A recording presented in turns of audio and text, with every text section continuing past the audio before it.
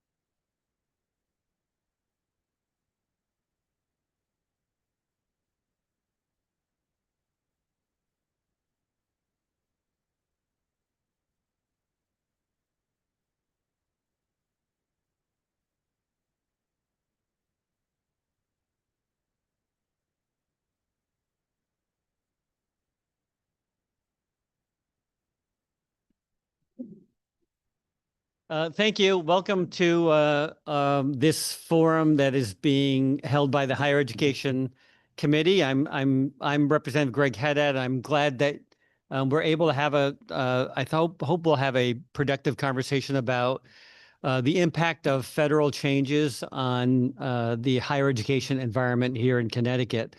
I think many of us, when we looked at the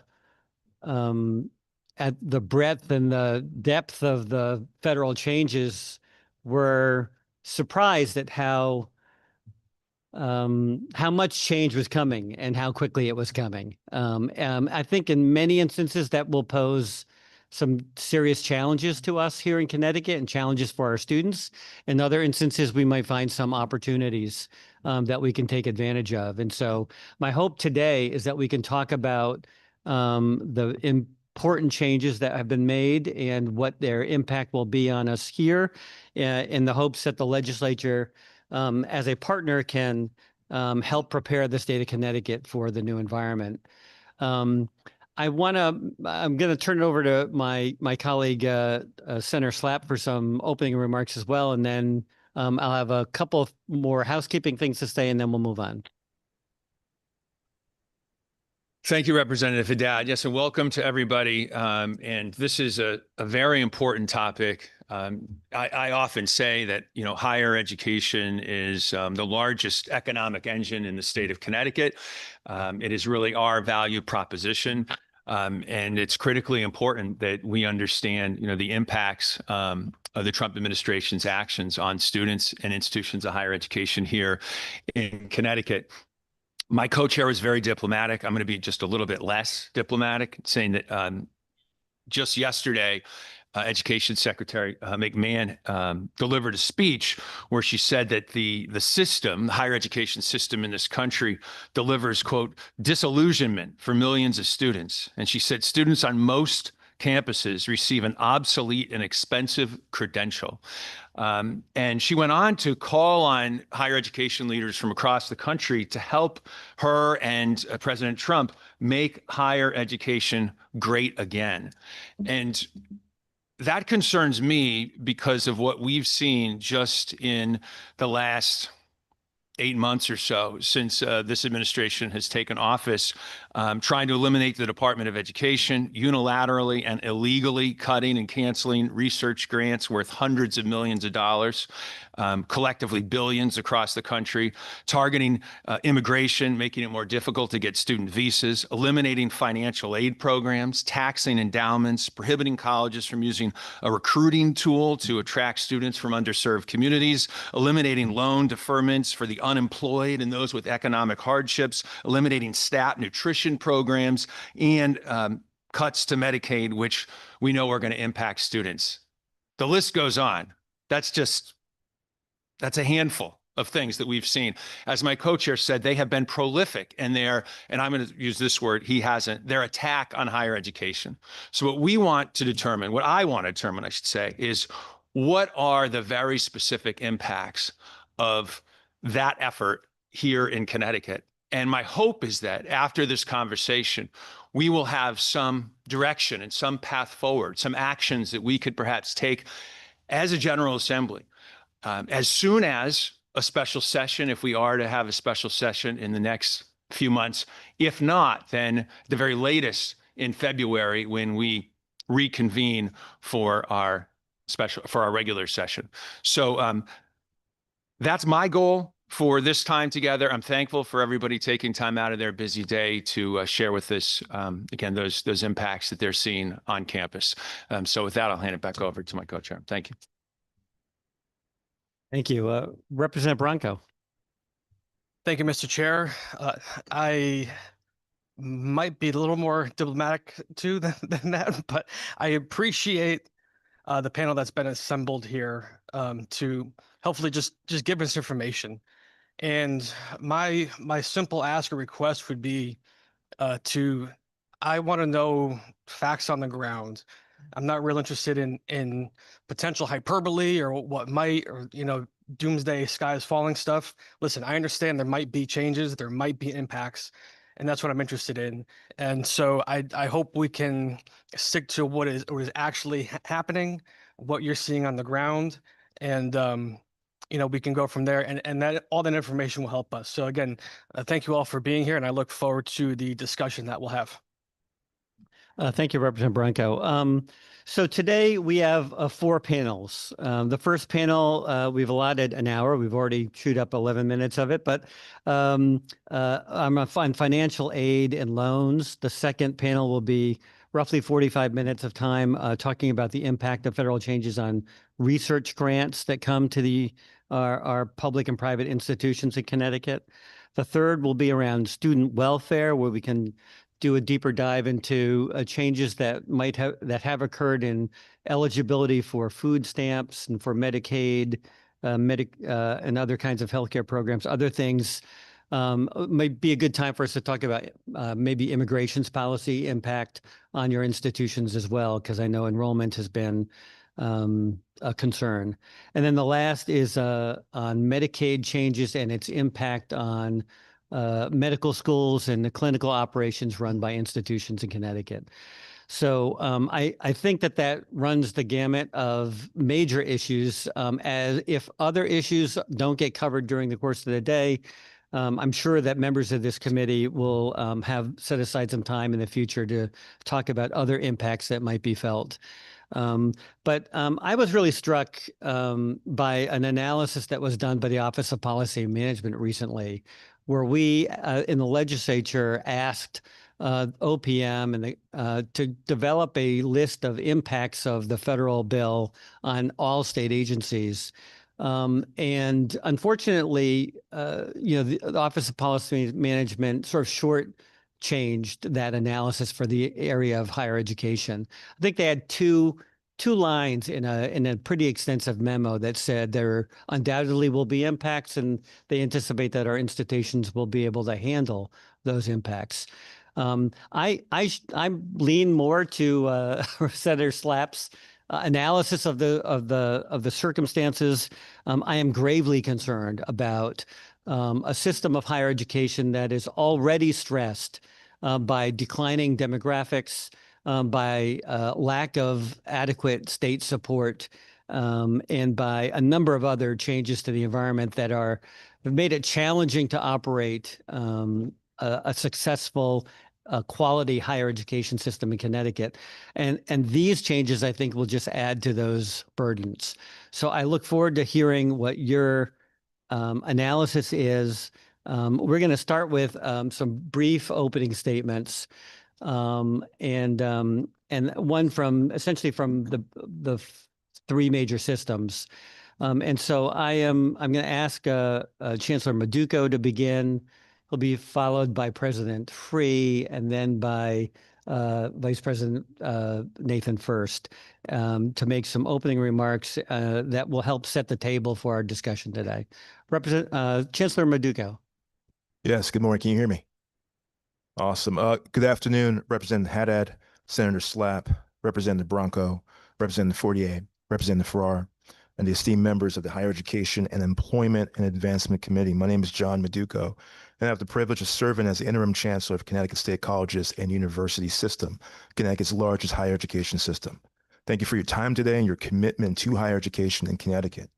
We're deeply grateful for your continued support of CSCU and the students, faculty, and staff we serve.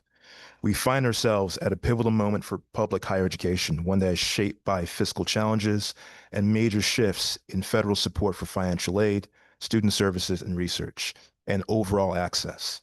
In the face of this uncertainty, the decisions we make together will be critical to ensure our colleges and universities remain strong and responsive to student needs.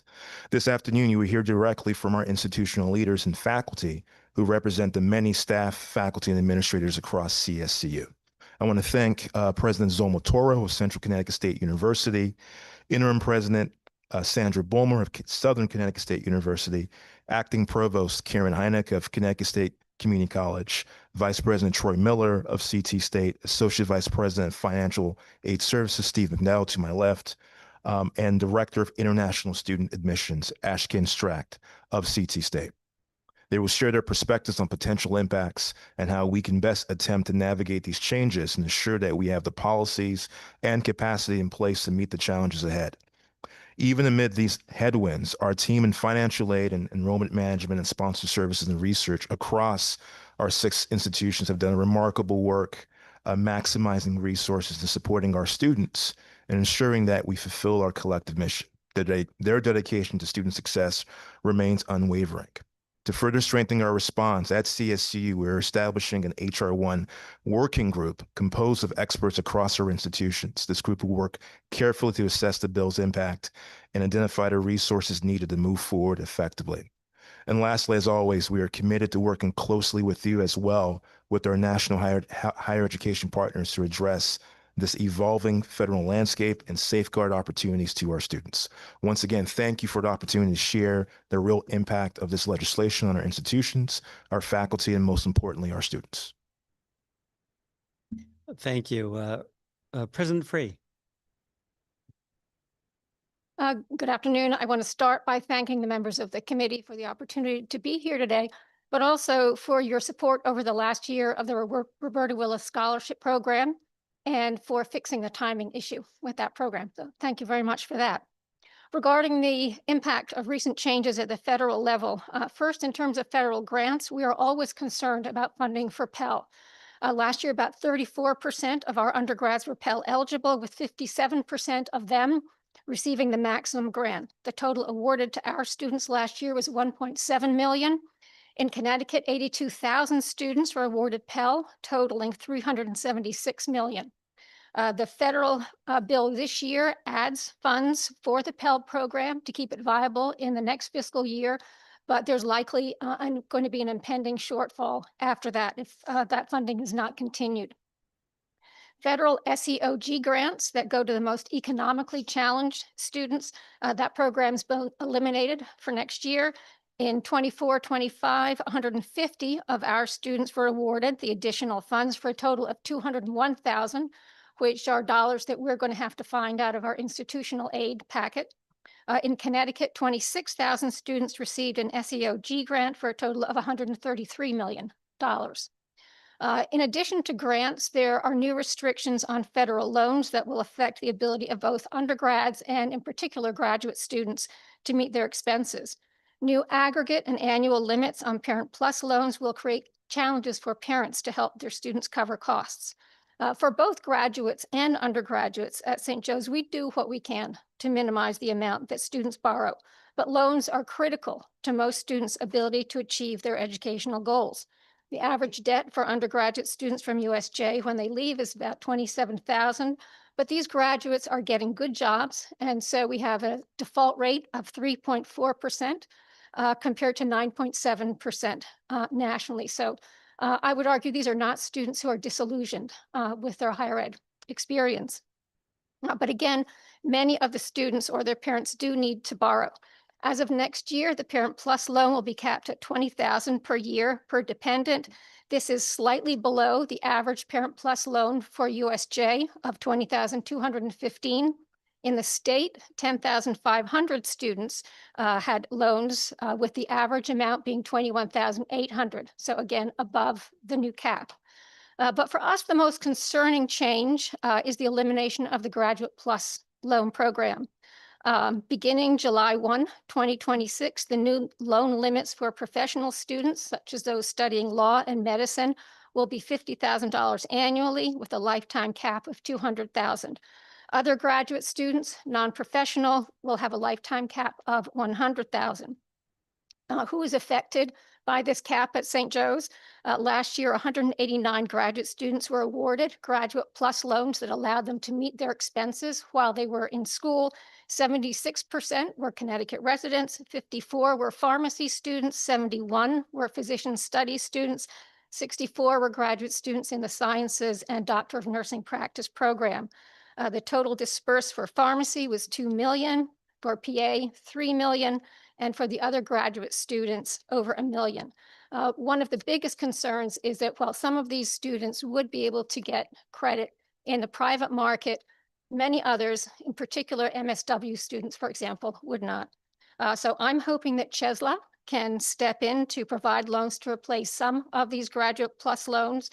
In particular, keeping in mind that these loans go to students who are meeting workforce needs in medicine and health. I'd also comment on issues related to workforce Pell and new loan criteria, but I'll stop now. Thank you. Appreciate it. Well, I promise you we'll come back to those issues though as well. Mr. First. Yeah, thank you, Co-Chairs Haddad and Slap, as well as Representative Bronco and the entire Higher Education Committee for calling this meeting together and giving us an opportunity to weigh in on the impacts that some of the recent actions of the federal government have had on our institutions. I think it's really critical to understand that these challenges are stacked on top of an already challenging environment, right? So we have a decline in the number of high school graduates across the Northeast, and in particular in Connecticut, that is creating pressures in our institutions in terms of the number of students that we can enroll. And for some of our institutions, we're heavily dependent on tuition revenues and these sorts of things. And so when you stack on top of it other financial constraints and challenges, be it through the state budget or from federal actions, it makes things all the more complicated. These are all issues that we've been wrestling with through our strategic enrollment management plan, which we just recently completed, and it portrays a picture and environment for which we're going to operate moving forward for our enrollment programs and how that feeds into each one of our campuses across the state of Connecticut. So as I said, it's an already complex situation. The other thing I would just point out is that as we look at the decline in the number of high school graduates, it's not just that there's fewer of them, but they're different. They're coming with different needs from different backgrounds. And certainly it's the case that if you forecast out the demand for financial aid programs, it's only going to get all the more complicated, and the need will continue to rise as we see our student demographics change. With regard to impacts themselves, we have provided you some slides and some background information. I'm not going to dive directly into the statistics, and maybe we'll have more time to talk about that. I am joined by Mona Lucas sitting to my left, who is our Assistant Vice President for enrollment overseeing admissions and financial aid. I think many of you are familiar with Mona being one of the best minds in financial aid in America. She wouldn't say so herself, but I'll say so. The impact is felt directly, first and foremost, by students that are going to no longer be eligible for Pell, no longer be eligible for student loan programs, these sorts of things. Hundreds of gift aid eligible students, thousands of student loan eligible students that are going into very important workforce needs, meeting very important workforce needs of the state of Connecticut, be it doctors, lawyers, dentists, for that matter, social workers, and teachers and others that we know are really critically important. And you said it earlier that, this is one of the most important things, higher education, in terms of being a driver of the workforce of the state of Connecticut and to our economy. And so that's first and foremost, is how does it impact our people? And then the secondary effect, of course, is its impact on the institution, our balance sheets and these sorts of things, the vibrancy of our communities. I know later we're going to talk about the student welfare impacts as well, and specifically how these types of actions may impact narrow sets of populations of our students. With regard to recommendations, I agree that, first of all, we're very grateful for all the support to the Roberta Willis Scholarship Program, but if there's anything that could be done there to fill in the gap for students in particular that are losing gift aid, I think that would be a really interesting idea to talk about with you all. And then filling the gap for loan opportunities for students that have lost loan eligibility along the lines that was discussed and mentioned before. I would just note that our institution is very limited, as you know, with regard to our budget and lacks the ability to financially back these sorts of ideas, which is why we're really interested in talking further with you about that and how it might look and how it might operate. Very happy to be here today and happy to have the conversation and answer any questions that you may have. Thank you. And we're going to get to a more robust conversation about student loans in a minute, but I wanted to start just with changes to the Pell Grant program. I've been sorting through it as best I can, trying to anticipate, what challenges students might face in terms of their Pell eligibility moving forward. Does somebody want to I'll ask an open question, I guess, which is, can you characterize the changes that have been made to the Pell program moving forward, particularly for, supposedly for undergraduates, particularly, and then just like, are there specific populations who are more at risk of, in terms of what new Pell methodologies there might exist in the future as opposed to the past? Sure, I'm Yeah. happy to start. Thank you. And I'll Good. speak to two populations impacted at the University of Connecticut and probably elsewhere. We have a small population of Pell Grant recipients under 70 who are going to lose on average about $664 based on the changes in formula and calculations. And while $664 doesn't sound like a tremendous amount of money, at UConn, that would be enough to pay for the book rental program for the year. Just as an example of how far does $664 go these days at our institution. So our awarding strategies, as Vice President first mentioned, we're not in a position to then just tack on the additional $664 from our existing financial aid budget. So that would be funds lost for that population of students. Another population who will lose more tremendous amounts are students who receive full cost of attendance scholarships. Now at UConn, the majority of our full cost of attendance scholarship recipients do not receive a particular benefit that's available to our per NCAA rules for our student athletes. So for this population, again, it's relatively small, but the amount lost is going to be meaningful.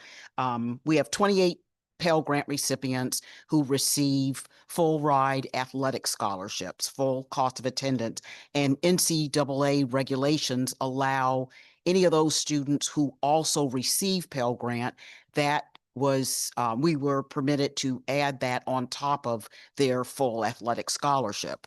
And that will no longer be the case. So our population of 28 students that this would impact will lose on average a little over $3,600 per student. And clearly that goes pretty far. If even if your overall cost of attendance is covered with your athletic scholarship, there are other indirect expenses that college students have, as I'm sure you're all aware. And so the absence of that $3,600 that, again, we will not be able to replace. We couldn't, even if we wanted to, because our institutional policies ask that we package financial aid around the Pell Grant, so we wouldn't go over. But that's a tremendous amount of money that these students would lose. Just a follow-up to that. Yes, May I President add Toro. another, first of all, good afternoon, everyone, and thank you for the opportunity to have this important conversation. Another population that will be directly impacted are the part-time students, because up to this point, the students could borrow up to the same maximum as the full-time peers, regardless of course load. That will no longer be the case. Now, the borrowing will be tied to enrollment intensity. And one of the things that these could affect is that it's related to the changing demographics. The fact that students graduating from high school is going down, and now we should be focusing more on attracting the adult student population, and that population usually is more part-timers than anything else. This change will impact our ability to attract more adult students to the institutions as well. So Thank you. Just as one follow-up question around the full ride scholarships. So if you receive I'm trying to discern, what is it? I'm going to actually pose this to CT State Community College, because I'm concerned about the not the Promise program, the PAC program, the Hanley program, which promises no debt to students. Are they considered full ride scholarships? I'm trying to figure out at what order do we put grants in? My interpretation of what's happened at the federal level is that they're trying to make Pell a last dollar program. And I'm trying to, so I understand there's the student athletes is one category. I imagine university scholars perhaps is another category. Maybe Mona, I'll come back to you to ask about that. But are we at risk at all with our free community college program of minimizing or not maximizing the amount of Pell that's eligible for students? Excuse me. Thank you for the question. Steve McDowell, I'm the Associate Vice President for Financial Aid Services and Title IV Compliance at CT State. When you talk about cost of attendance, that encompasses our direct and indirect costs. It's very clearly defined in federal regulation. So not only tuition fees, but food, housing, miscellaneous expenses, transportation. When we talk about the Mary Ann Hanley program, we're only talking about tuition and fees. So that we don't find ourselves in a situation where we would package up to cost of attendance. So in this case, the Mary Ann Hanley program would not be impacted, which is a severely positive thing for us. As you know, we do have a lot of Pell Grant recipients at CT State. For this fall, we have more than 17,000. Many of those are of the lowest need. When we talk about students who may lose eligibility with having an overly high student aid index, that population of students we have in the past is a little more than 100 students. That's not to say that those students aren't any less important, but those would be students who would receive that extra stipend from the Mary Ann Hanley program. So if they were to lose Pell eligibility, the Mary Ann Hanley program would help them out to cover their tuition and fees. And just so I understand, does that mean that there's a state that the cost of the Mary Ann Hanley program would increase to the extent that they're ineligible for the Pell program? In theory, yes. I mean, and again, it would depend on how many students fall into this bucket. And I mean, if we're talking dollars, when we took a look at it, it's approximately $67,000. Okay, thank you. Senator Slapp has some questions. Just two real briefly. First, I want to give Chesla an opportunity to jump in here. I think you've been called on to step into the breach and help out. Are you ready to do that? And yeah, what role can Chesla play in helping to offset, especially the elimination of that Grad Student Plus program? Right. So good afternoon. My name is Josh Sherlock. I'm the Deputy Director for Chesla, and we wanted to focus on the limitations of the Parent Plus loan program and the elimination of the Grad Plus program. So the Parent Plus and Grad Plus loan programs require only that applicants have no adverse credit history to qualify for the loan.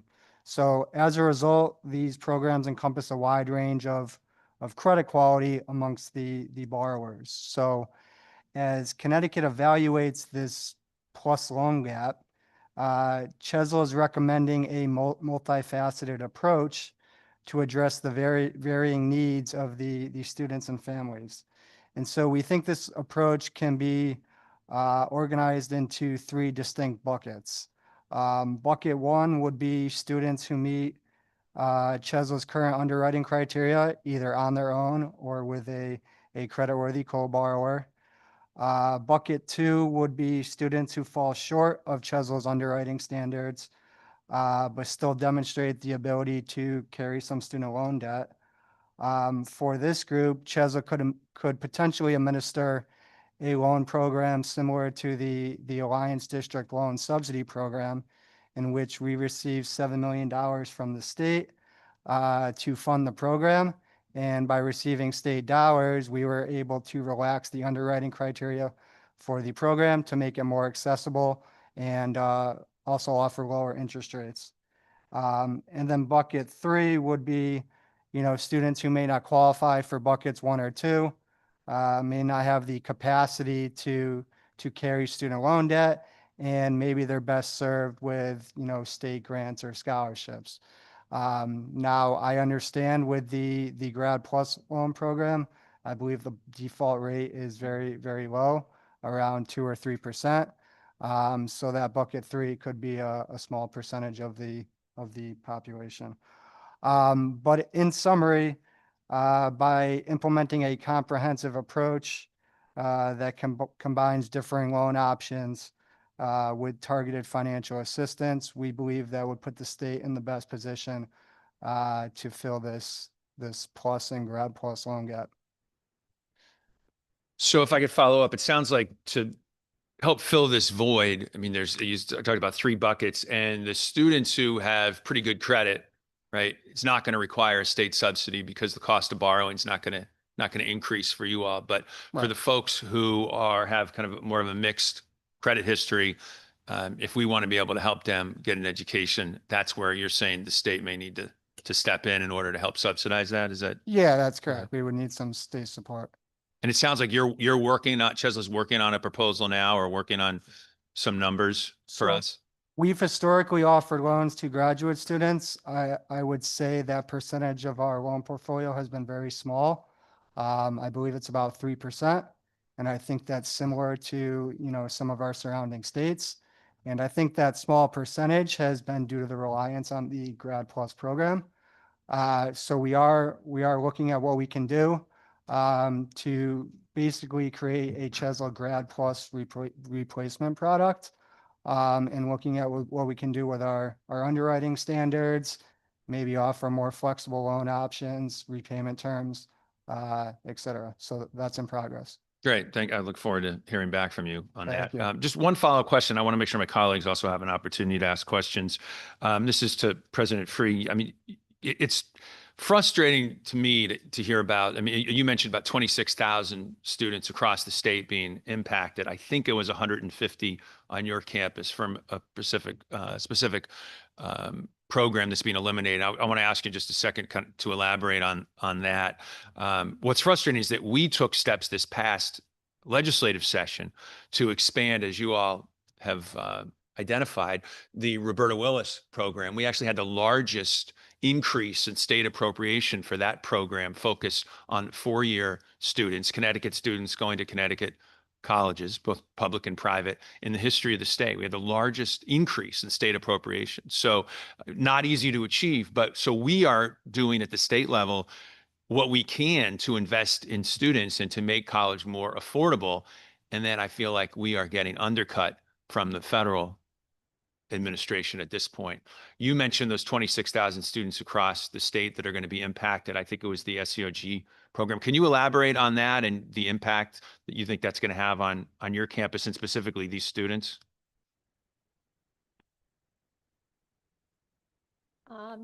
We can anticipate looking, at least in the short term, for a way to fill that gap that for us is about $201,000. But for across the state, and the total there is 13 million. That's a lot of a gap to fill. So I think as one institution, we can manage in the short term. In the long term, I'm not sure. I think that there will be students who have to borrow more, and we aim to reduce the amount that students have to borrow. We try to control our expenses as much as possible, but I suspect that the outcome will be that some of these least advantaged students will opt out of higher education entirely, or will end up having to borrow. And so can you drill down even a little bit further onto the student level? Because you said about $13 million, right? And about 26,000 students. And which program is this that you're referring to? These would be all of across our undergraduate population. But in terms of financial aid, what are they being impacted by? What federal decision? The federal SEOG, Supplemental Educational Opportunity Grant. Okay. And per student, what does this mean? Like, what kind of award are we talking about a student not having anymore? Typically, this, at least at St. Joe's, the SEOG grant is between $800 and $1,000. There might be some who go a little bit above that, but for us, it's generally in the range of 800 to 1,000. Gotcha. That's real money. So thank you. Yeah. Yeah, appreciate that. Any of my colleagues have any questions? Yeah, Representative Bronco. Thank you, Mr. Chair. I'd just like to ask a little bit of a clarifying question as we continue the discussion. These effects, have they already gone into effect and are affecting students now enrolled in the fall semesters? So with the plus programs, those changes go into effect July 1st of 2026. And any borrower currently receiving a plus loan, they're grandfathered in to the changes. I believe in Connecticut, the annual grad plus loan volume is about $98 million. But as those individuals are being grandfathered in, I think the immediate need is going to be a much smaller fraction of that. Since those that already have plus loans will continue to be able to receive those throughout their education. Thank you. So I asked that because I still hear a lot of in this discussion, could happen or might happen. So we are talking about really effects that we'll see for the incoming class of next year's fall semester. Would that be accurate? Yeah, that's correct. And I don't want to speak for the schools, but I believe the schools see a pressing need because as they enter the spring, they'll begin packaging for the students for the upcoming fall. Right. And so less funding of some of these grant opportunities, just reading the first page from the UConn presentation you provided us, and thank you. I look forward to digging through this more. But some of the grant opportunities might not exist or be lessened, but we do expect, and in some cases maybe not, but students will fill that gap with other maybe private loans or opportunities. With regard to the grant opportunities, is that what you're referring to, Representative Bronco? Yes. So if the grant opportunities, perhaps they'll look to additional loan eligibility to fill the gap. I would just note with that student population, the grant eligible students, that is something that impacts students as they continue their education, not just when they're coming into education. So our students that are becoming sophomores, juniors, seniors, that eligibility could be lost versus the loan programs, which are effectively grandfathered in terms of eligibility as we understand it. I think that's all I have for now. I appreciate the clarification because I think sometimes we get mixed up between what's currently happening and what might be happening. So I just want to kind of delineate where we're at now and what we're talking about preparing for the future. So I just wanted to get that in perspective. Thank you.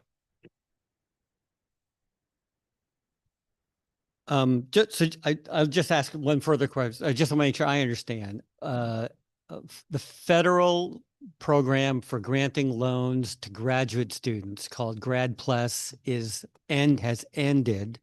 Current recipients will continue to get their grants, but I don't know how much turnover you have from year to year, but somewhere from 20 to 25, maybe to 30% of your students who will be new to your universities will be precluded from accessing that program, beginning with packages that you're packaging in early 2026. Would that be accurate?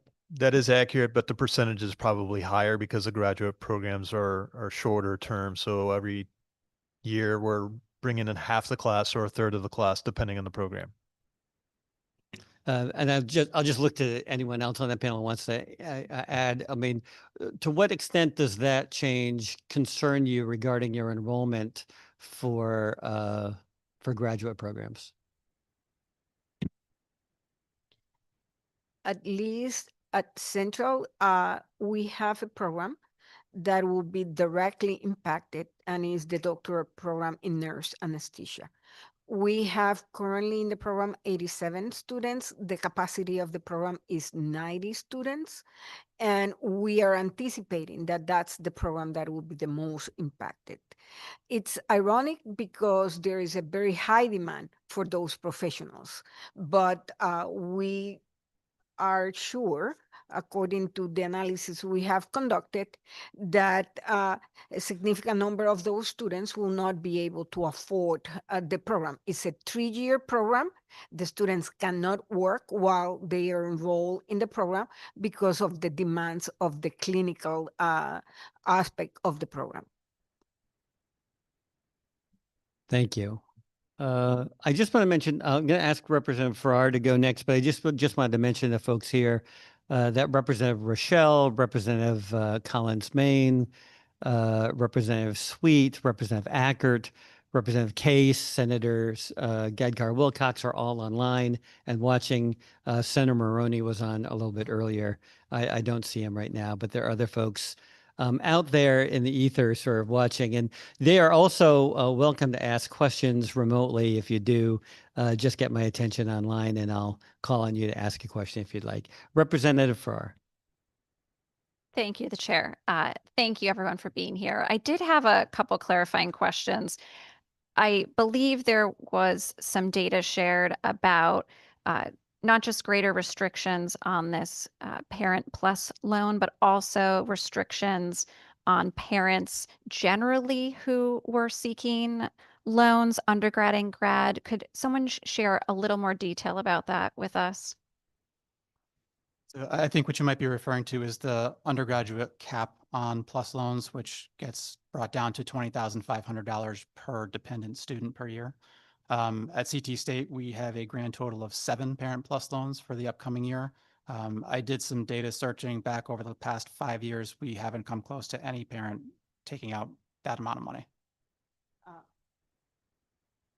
Across our system, we are estimating that a little bit more of over 1,000 students will be impacted because of the 4 universities. Thank you for that. I appreciate that greater level of detail because I think one of the things I think we're hearing in all of this is a grave concern for students who fundamentally rely on these loans in order to pursue their education, in order to get retrained, to pursue that next job. And our employers rely on our higher education institutions to do just this. So I really appreciate that level of detail because when I think about some of these requirements and also the loss of some of these loan opportunities, I can't help but think about who would be most affected because we know that the majority of borrowers in our state and across the country are women. Women carry the bulk of student loans because they are pursuing that higher education so they can support themselves and their families. And I'm curious for you all in getting the word out and starting to educate students about these changes. What does that look like and how are you going to be supporting students to make these individual decisions for themselves? I think for starters, there has to be the acknowledgement, at least as a system, but hopefully across higher education, that typically the trepidation or the barriers for students who want to go to college but choose not to is the cost of attendance, right? That's typically something that scares people away. They look at the generation before them, right, in terms of those that are still paying off their student debt, or parents, now grandparents, that co-signed all of their student loans. So I'm raising my hand again. So, one, we have to broaden the awareness of our current programming in terms of affordability. So not just the the Hanley Award program at CT State, but hopefully if funded, the PAC Plus program for our public universities, to say that we're doing everything we can in partnership with state government to keep the costs down. I think, too, our financial aid professionals across our institutions do a phenomenal job in terms of financial aid counseling, not only for incoming students, but also their families, right? To kind of walk them through the different iterations of the FAFSA application and some of the things that, again, are very intimidating for a system like ours, where we have a large percentage of our students that are first generation, right? And often these are things in terms of going to college, applying for loans, trying to convince mom and dad to provide their financial aid, financial wage information for the FAFSA application, and potentially co-sign a loan. These are things that are taking place for the very first time for entire families, right? So there's a sensitivity that we're going to have to apply now, right? And working with our advisors, our enrollment management leaders to kind of revamp what the outreach, the messaging, but also the feedback we're getting from parents and their students, their children, to formulate strategies with state government moving forward. So I would add that one of the changes that's also happening is that whereas before, a student who went part-time could get the full loan amount, now these loans will be prorated to the percent of full-time enrollment. And so I can see that, for example, affecting our MSW students who could have taken 3 years, gone part-time, borrowed the full amount to help them live while they were in school. Now their loan will be prorated. So what we're going to have to do is everything possible to make sure that those students finish as quickly as possible, probably stretch themselves to be going to school a higher percentage than is comfortable. But I think that's going to be essential for many of these students now. The luxury of, it's maybe not really a luxury, but to go part-time will no longer be feasible for many of them. They're really going to have to force this into a shorter time period, and we'll do what we can to make that possible. Thank you for that greater level of detail. I do want to acknowledge in that I think we are limiting then, especially around this greater barrier to part-time access, right? We're limiting the access for so many students to pursue higher education and to pursue those greater job opportunities. And I think that's something, as we look at how our state is going to address this, that we have to look at what we're going to do to support our part-time students. I did have just one other question that is related to some of the changes that I don't think came up today yet, particularly for this committee's interest around workforce development. There are some changes, it seems, happening around workforce Pell grants, and wanted to hear from the group what folks saw as our role as a state to pursue those and how you think we should best coordinate on that to make the most of that. Yeah, great question. The community college sector nationally had been pushing workforce Pell for over a decade, right? So of the HR1 bill, this workforce Pell piece, in my opinion, is the silver lining in terms of an opportunity to provide financial support for many workforce aligned programs that typically are not covered historically by federal financial aid, and force students or force a workforce investment board or an institution to find other means to fund the programming. You know, as CSCU, we're proud that we're the leaders of workforce development in the state of Connecticut, and thousands upon thousands of students have to pay out of pocket to be in the CNA or the scrub tech or the advanced manufacturing level of courses. So I do think this will be the game changer. Where we need the assistance and partnership with state government is the rules that have been defined at the federal level that require states to determine what are programs that are high demand, right? The quote unquote clock hours that are associated with these programs and falling between the floor and the ceiling, ensuring that these things are in place prior to July of 2026. So the work is, we are behind. We're behind the 8 ball in terms of what needs to be done, but, we're looking forward to working across higher education here in Connecticut, public and private, but with state government to help the state kind of articulate and define those thresholds and criteria that we have to meet. Thank you. Thank you for that. And I think that is a pivotal part of why we're here, because we know there are things that might not be implemented until July 1, 2026, but we got to get going, especially if we're going to make the most, as you said, of some of these new opportunities that are also in the law. So thank you for that. And thank you to the chair. Yeah, one quick follow-up question. I'm going to ask Representative Ford to ask a question. Which executive branch agency is the lead agency for making those decisions? I guess I'm going to pose that to Chancellor Maduka, since you asked that last question. I don't think that's your choice, but like, who are we holding accountable in state government to make sure that we're pursuing those workforce Pell changes? Yeah, I'll allow you to stick with who to hold accountable, but to answer the question, it's the executive branch. I think it's the governor's office, the Office of Higher Education.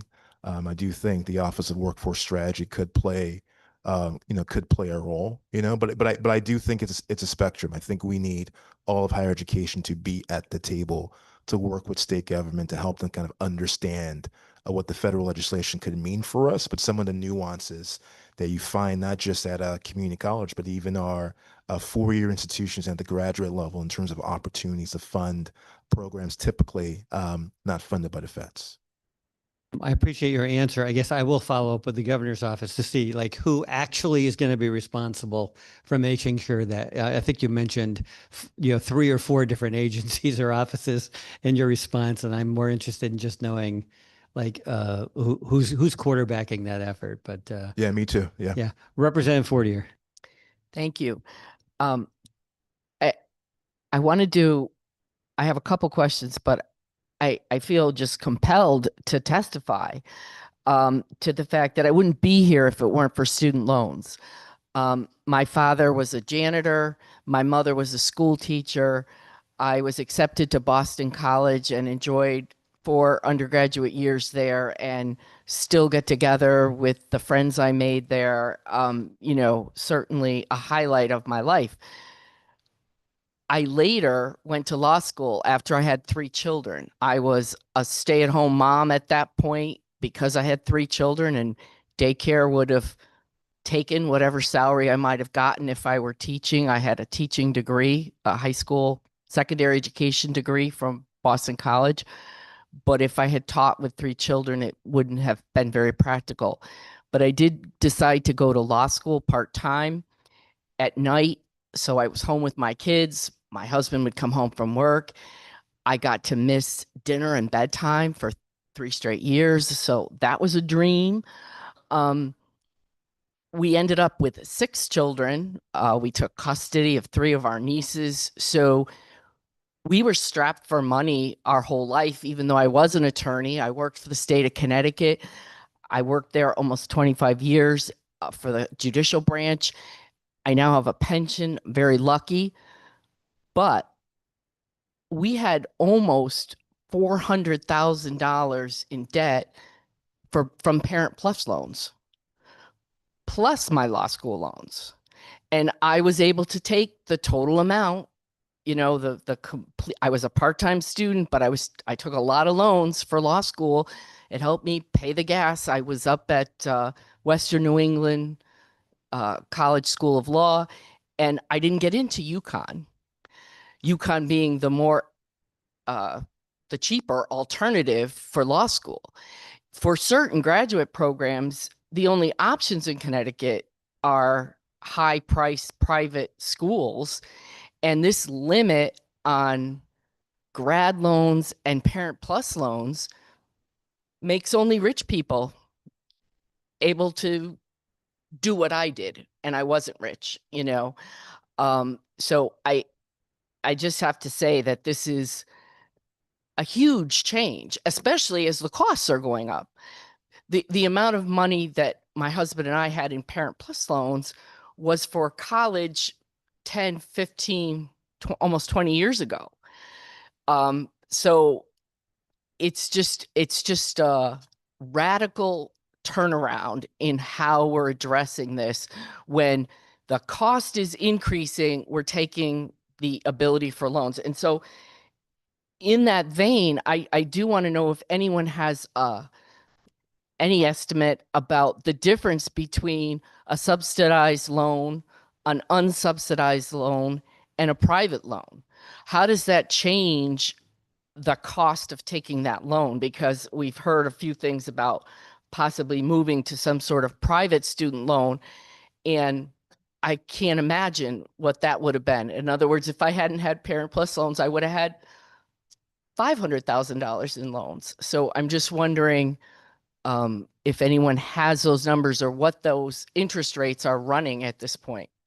So I think I can start there. And I think this is why Chesla wants to be a part of the solution in partnership with the state. Currently Chesla's fixed interest rate is 6.65%, which we believe is very competitive in the current student loan market. I think the concern is the for-profit lenders that may want to capitalize on this elimination of the Grad Plus and that opportunity. For-profit lenders oftentimes have a wide range of rates, maybe from 3%, but range up to, 16, 17%.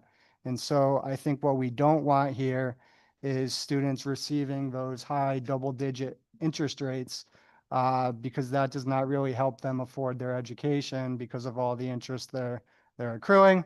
And with those high rates, they might not actually be able to pay those student loans back. Or qualify for them. Correct. Because we've talked about too, the idea that not everyone has, trust me, my credit rating was not stellar for the past 40 years, Thank you for that. I do want to know, there was something in the notes and I just can't find it here, but about changes based on the value of the degree, something about the ability to take a certain amount of loans and not be eligible if the degree was not considered high value. Can you help us understand that? Yes, that is the accountability piece of the bill. And it's a little bit complex, but I will try to explain how that will work. What will happen is that, and we already had to submit some data for that purpose. We will be required to submit the list of graduates per program, per institution. Every program have to submit the list of graduates. The federal government will match that information with the database of the IRS to come up with the income for that individual. For each program, for each institution, the federal government will estimate an average salary for graduates 4 years into their career. That average per program per institution will be compared to high school, the average of the nation, graduates ages 25 to 34.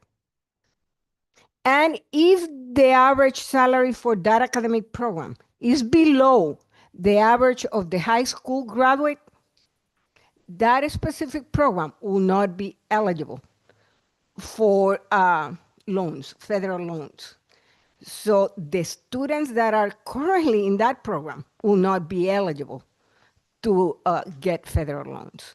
At Central, for example, 67% of our students take federal loans. That means that eventually some of those programs will not have enrollment, will not be sustainable, and will have to be eliminated, maybe. I have no words. Again, I hate to be testifying here, but I did have a scholarship person for a local scholarship ask me why I was going to Boston College to be a teacher. And I had no words then.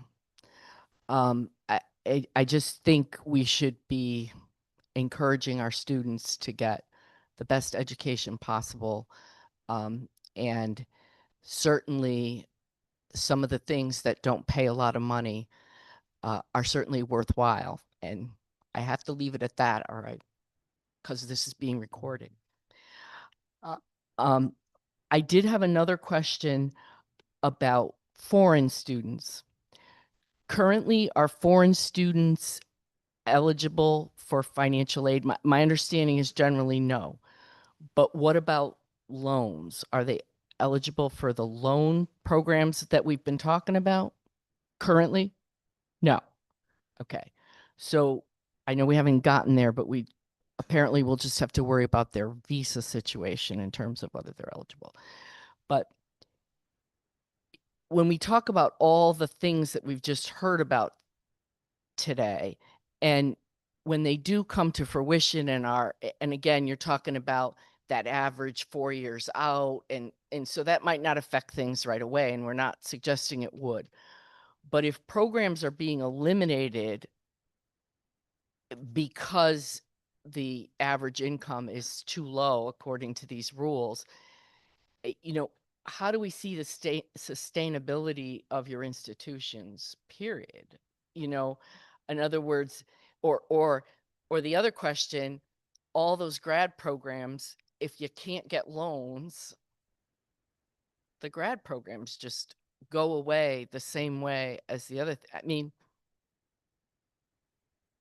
do we have projections there? Do we have any thoughts? And I know it's sort of a depressing topic. The only protection will be funding from the state. Sadly, is the only protection we could have. Okay. Thank you all. I think it's a very good question, Representative Fortier, and it's a good place for us to end with this panel. Oh, I'm sorry. It's not a good place to end with this panel because Senator Slap, as my co-chair, has another question. Thank you. Sorry, Representative Haddad. Yeah, and maybe this is a good place to end it. I don't know, but it seems like I wonder, why is the Trump administration doing this? Why are Republicans in Congress supporting this when we know, and it's not hypothetical, we know that the bill and other initiatives will have a big impact on students. And I think the most charitable explanation, one that I have read, is that their hope is that this might help control cost. In other words, as long as there is a lot of government money, right, coming into higher education, right, through loans and grants, et cetera, that the cost of higher education, tuition, et cetera, that all of our students are paying will never slow down, right? It'll keep going up and up and up. So I'd love to hear from you all is what do you think of that argument? Is starving the beast, right? Is that going to do it? Is that finally going to get institutions of higher ed to tighten their belt and to slow down tuition? And that'll actually be the remedy here. Or conversely, will it have a really dramatic and significant impact on access and affordability for students, which is my fear, but I would love to hear from you all as to what about that argument on the other side. If there was a member of the Trump administration here right now, we might hear that argument from them, right? About this is an effective way to control costs. Yeah, I would just note that it is impacting students more directly than it's impacting institutions. The lag effect that I mentioned before ultimately will impact institutions, but I think you could also look back to what's happened to federal Pell Grant award amounts over a long period of time. They really haven't changed a whole lot. So the investment that the federal government has made in terms of increasing the amount of financial support directly to students who need the support and need it the most has not really kept pace at all with inflation to start. So you could make an argument about the inflation of the cost of education, sure, but what we've been doing to date from our view hasn't really been keeping pace with just the basic inflationary rates in our economy. And just briefly, I think it will have a long-term impact on who can go to college and equity of access, but also what students study and what our graduates are prepared to do when they leave. I would anticipate that the programs that, as Zulma's President Tord mentioned, that have average earnings that are below the high school level, those will be in programs where, as an undergraduate, you either have to go on to get a graduate degree, or where you make a commitment that your life is dedicated to something like the arts or, in our case, religious studies. I think students will end up steering away from those programs. So it will have a long-term impact on who can go and what they can study. Yeah, to dovetail my colleagues' sentiments, I will share we proudly serve every community in the state of Connecticut, and that includes the Alliance school districts, both rural and urban communities, where we know that there's significant socioeconomic challenges. Right? You talk to our K-12 colleagues. Just because you graduate from high school does not mean those challenges disappear. They come to higher education, right? So the increasing cost of what we do is also tied to the wraparound services that we provide, the childcare centers, the food pantries, the mental health services, and beyond, right? And those needs have grown since the pandemic, right? So our concern, my concern is not having enough of the resources to address those needs. You don't address those needs, it's very difficult for an individual to learn both at the graduate, undergraduate, and postgraduate levels, right? So this idea that it's going to flatten the cost and magically make us more sustainable, I just don't see that. A person that has individual needs requires more resources to address those needs so they can climb over those hurdles. So that's the challenges that we're seeing here nationally. I may be wanting to go a step further. This is not about cost. It's about having or not an educated society. And I think, honestly, this is an effort to have less of an educated society than what we have seen in our country. And I think from Chesil's end, I'll highlight what I said earlier. I think our ultimate concern is, I agree tools or loans are a useful tool in the toolbox to pay for college, but I think our concern is these for-profit lenders trying to capitalize on this opportunity to come into the state, maybe have an all-encompassing loan available, but what do those interest rates look like, right? Those for-profit lenders have rates ranging up to 14, 15, 16, 17%. Again, that's not really an affordable solution for a student and family to pay for college. Yeah, I mean, and as a state, we've committed at this point millions a year to student loan debt relief, and seems like this is a change from a federally subsidized program to a private market will only exacerbate the amount of money that students owe and how long it takes them to pay back those loans.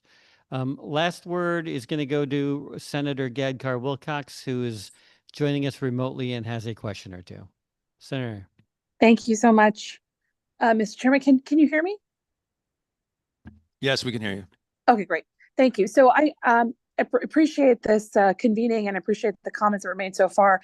I've just had two questions about specific sort of demographics of students. I'm particularly worried, as has just come up in the most recent comments, about the liberal arts. And as a faculty member at Quinnipiac University in the liberal arts, I'm wondering if there's some analysis that's being done on the impact on different majors, because I know we're talking in general about the impact of restricting loans, particularly for low-income students and students who otherwise rely on these. But given the requirements for salary expectations, for example, we know for sure the graduate programs in the humanities and the liberal arts will be impacted more than other programs. So what my first question is there some differential analysis to think about the impact in particular on the liberal arts and the humanities, and what as a state we can do to support that? Because as was just said, this is about educating the whole student. And that includes, most fundamentally, I would think, even when you're going into business, focusing on the liberal arts and giving that foundation of critical thinking, and problem solving that comes from those majors. And I'm worried particularly about those majors. That's my first question. And then the second question is about students in their particular year. I'm particularly worried about the students who are now in their third and fourth year who will no longer find themselves able to afford remaining in college or continuing with their education now that they've invested 3 years. Should we be prioritizing something like completion grants? And do you have any sort of comparative analysis? I was looking at some articles where other states have already talked about completion grants for students who are in their third or fourth year. And do we have any numbers on how many students potentially in Connecticut that could impact? So thank you so much for allowing me to ask my question, Representative Haddad. Hey, who wants to field that? I mean, I can start. Mr. First. We look at the financial aid distribution of our programs across our campuses, across our programs. What I would just say in broad strokes is that I would predict the impact to be disproportionate on our regional campuses because we know that our students that are enrolled there are disproportionately eligible for federal Pell Grants, disproportionately taking out perhaps student loans as their commuter students and these sorts of things. We'll have to look across academic programs, Senator. We'll do that. We have the information available to us, and perhaps we can report back to you. I think that your instinct on that is probably very accurate.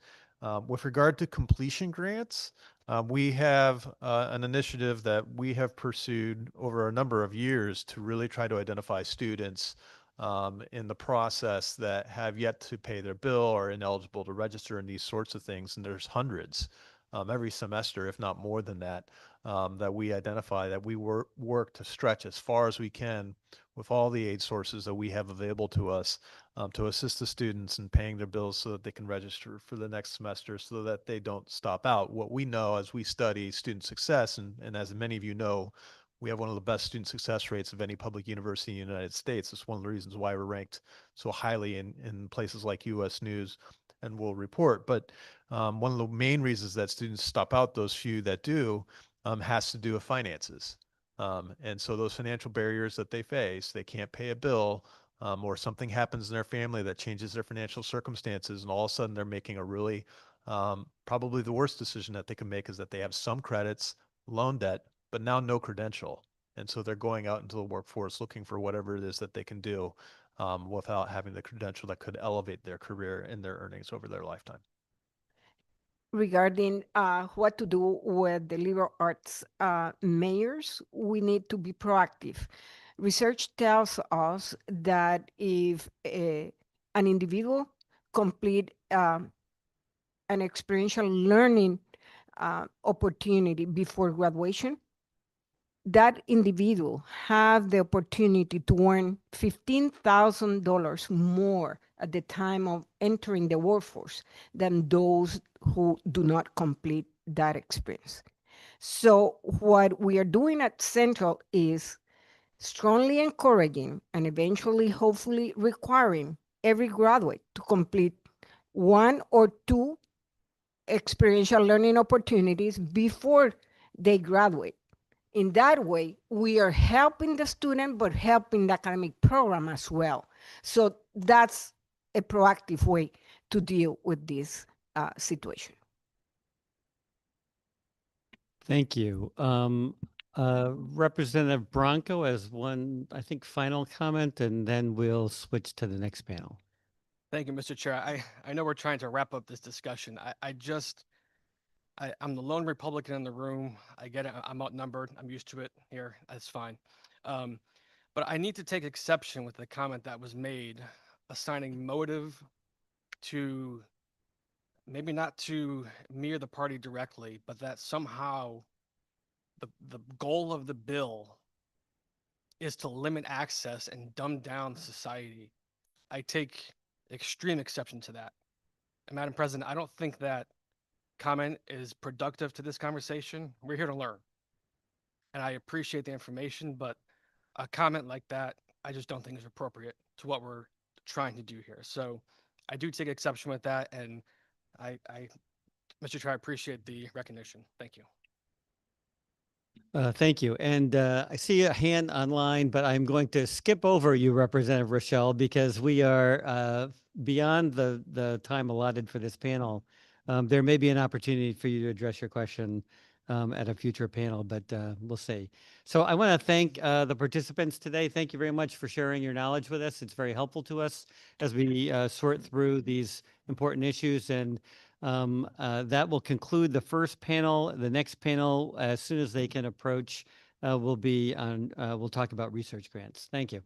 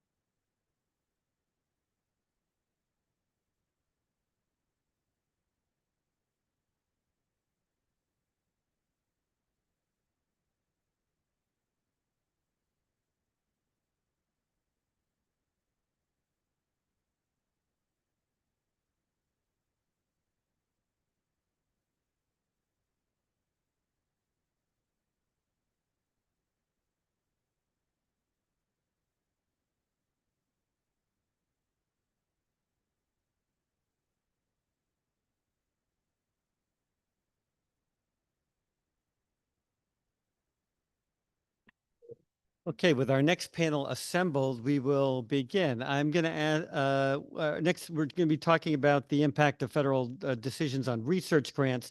This isn't just limited to the bill that was passed, but also will encompass other executive actions, executive orders, and discretionary decisions that have been made at the federal level too regarding research grants. And so I'm going to allow the panelists to introduce themselves and then make some brief introductory remarks to kick us off. Go ahead. We'll start from left to right. How about that, from my perspective? Good afternoon, Senator Slapp, Representative Haddad, and members of the Higher Education and Employment Advancement Committee. My name is Mike Crair. I'm a professor in the Department of Neuroscience and Vice Provost for Research at Yale University. Like Premier Ape, my friend and colleague at UConn, as the Senior Research Officer at Yale, I have university-wide oversight over research strategy, planning, administration, and infrastructure. My role is to broadly support research, promote interdisciplinary scholarship, and enable groundbreaking discoveries across all schools, institutes, and departments at Yale University. As I know you're aware, this has been a challenging year for higher education, no more so than within the research community. The large increase in the endowment tax, part of the One Big Beautiful Bill Act, will reduce by hundreds of millions of dollars Yale resources that would otherwise be used to support research and student financial aid. Proposals emerging from and being implemented by the federal government would award far fewer research grants, support fewer graduate students, cut funding for essential research assets such as buildings and utilities, and further increase regulatory oversight and compliance requirements on the university. These changes are significantly sapping university resources otherwise dedicated to research, entrepreneurship, and educating the next generation of talent to meet Connecticut and the nation's growing challenges. To give you a sense of scale, Yale's annual research expenditures are about $1.5 billion. Of this, around $900 million comes from the federal government, principally from the National Institutes of Health, National Science Foundation, Department of Defense, and Department of Energy. About $200 million comes from industry collaborations, for instance, in support of clinical trials with our hospital collaborators. About $400 million of that comes from internal Yale funds, principally from endowment proceeds used to support research directly. As I already noted, we are currently facing a budget cut of more than $250 million, which would otherwise be used to support our research community in form of a new endowment tax.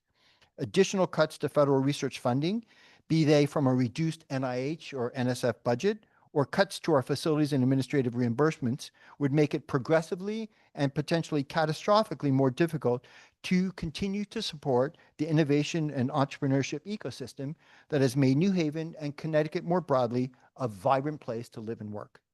Let me give you a brief example of what's at stake. As many of you know, Yale and UConn have been working collaboratively over several years to build a quantum technology economic ecosystem in Connecticut. We call this Quantum CT, which is a separate nonprofit entity jointly started by UConn and Yale.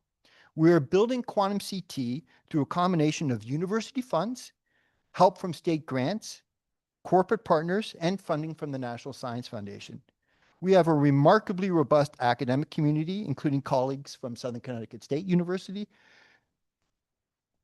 interest in both discovery and the development of commercial products, goods, and services using and deploying quantum technologies in collaboration with corporate partners and startup companies, which are significantly benefiting Connecticut's economy. Industry partners in Connecticut like Raytheon, Boehringer Ingelheim, and Travelers have directly collaborated with Quantum CT and our university communities to build this economic and innovation ecosystem, which is growing robustly. The proposed cuts in federal funding for research and the dramatically increased federal compliance burdens, along with chaotic and at times incoherent changes in federal regulations, puts this all significantly at risk.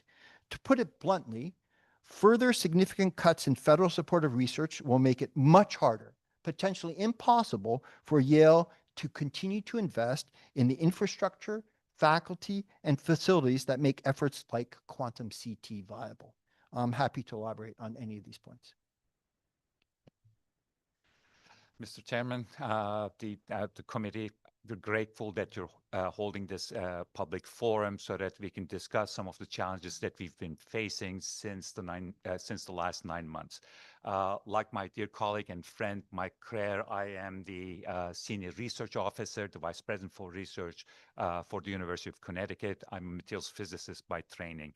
Like Mike, my office deals with research development, grant administration, research security and compliance, core facilities, interdisciplinary research centers and institutes, innovation and entrepreneurship activities, and overall the technology commercialization services for our communities. Needless to say, in the last 9 months, the executive actions have significantly weakened federally funded research programs. Let me give you examples in just a bit. Funding cuts and administrative delays by federal sponsors are compromising the ability for research institutions to continue innovating for the public good and train the future workforce that is needed in these newer technologies, newer opportunities. In the first 7 months of 2025, NIH new research awards to R1 institutions are down 42%. NSF awards are down 32%. UConn's experience has been more or less the same with this national trend. UConn Research currently employs 2,600 people whose jobs will be at risk if these funding cuts continue. UConn to this point has lost $33 million because of grant terminations. These are impacting 245 faculty, staff, and grad students. We're experiencing at least another $2 million cuts by the end of September. And we're looking at new federal awards by the government at $314 million, 15% less than what we've received last year. Okay? The total loss in research revenue between terminated awards and the loss of expected new awards is $85 million. Okay? If you look at the package that was provided to you, you'll see the details of this and breakdown by federal agencies and how we fared in terms of terminations.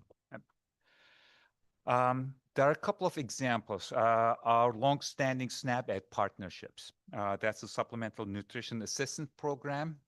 Recipients and our educational efforts working with them affect 150,000 Connecticut residents. Okay? This program is in danger. Okay? Our internationally recognized Development Disabilities Center is being canceled. Every single area of federally funded research has been impacted by funding delays and cuts, especially, and that includes areas that are related to national security. Okay? And we fear that things may get worse. Long-standing partnerships between UConn and Connecticut are jeopardized. Economic development effect of these cuts is significant because research at UConn generates approximately $700 million annually. we are seeing that the National Institute of Nursing Research being eliminated. We've seen that programs associated with health resources and services administration related to nursing effects being canceled. We're looking at cancellations in graduate assistantships in areas of need being canceled, and UConn is affected by all of these. And again, $33 million loss in the last 9 months on these areas that are especially important for the state, because we're a public land grant institution that works with our communities on nursing, on education, on social work, on coastal resilience, all in the crosshairs of the new administration. One of the things that I would say that there are bright spots here, particularly the collaboration that we've established with Yale University on the socioeconomic development of the state through science and technology implementation. And we're very grateful for the state in providing the support that is needed. I'd like to finish by saying that the state of Connecticut needs to be, needs to decide if we want to be more like Massachusetts, where there are efforts to restore some of these cuts in research, in innovation, in entrepreneurship, and providing the investment that is needed in the absence of federal dollars. Governor Healy recently announced a $400 million initiative along with a 501c institution that will oversee the distribution of the research efforts to institutions in areas of critical need for the state.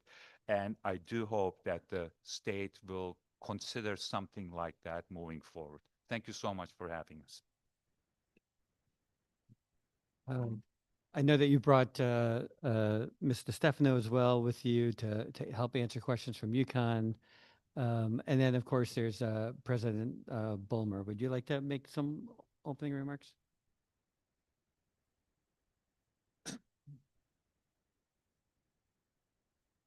Thank you for having me here today. My name is Sandra Bulmer. I'm the interim president for Southern Connecticut State University, part of the CSCU system. We are so proud that we recently received designation by Carnegie Foundation as an R2 university, the first in the state of Connecticut, the only in the state of Connecticut.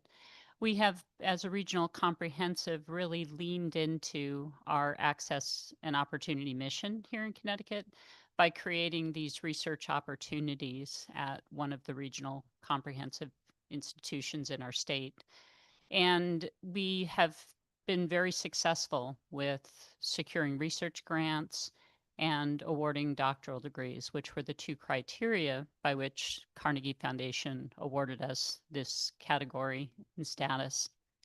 The changes that have been happening over the 9 months of this administration have dramatically impacted Southern, but more so it really impacts the strategic direction that we're going as an institution and the considerable investments that we've made in building our faculty and our institution to be one of the research engines and partners to UConn and Yale, our other two Research One institutions that are in the state.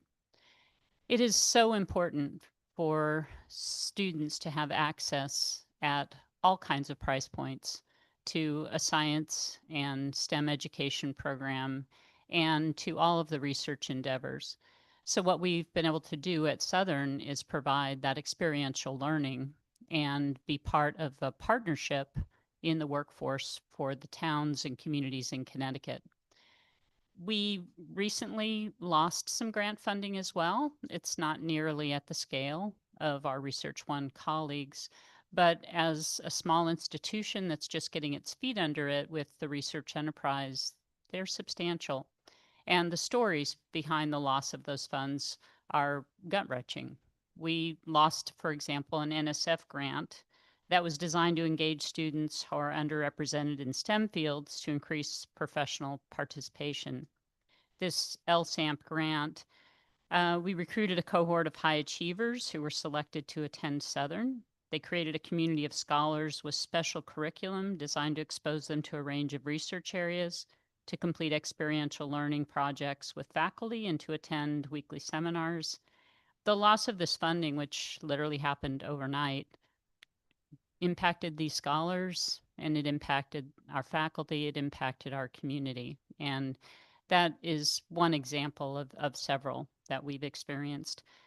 Really, the loss of even an opportunity to plan for that was really, really impactful. The other program that has been impacted and we're very concerned about is for the past 10 years, we've run a research center that's a collaboration with the Yale School of Public Health. It's our Community Alliance for Research and Engagement.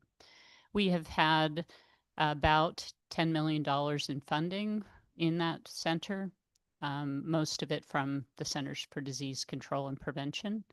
And the grant that we specifically have had is a collaborative grant.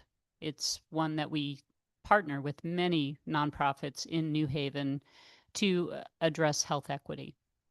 A lot of food security work is done, access to food and access to health care, and active transport. Those are main pillars that we've focused on in the community. Those grants are distributing money to our partners, to our nonprofit partners who subcontract on the grant. They hire local people from the New Haven community to do the work. And with cuts to the CDC and NIH, those grants are very much at risk. We received notice recently that that it had been frozen and then it was unfrozen. All of those things impact the individual employees that are working on that soft money. Some employees are leaving. They're getting other jobs. They're concerned about their ability to take care of their families. So the instability of the research funding has as much impact as the loss of the grants themselves.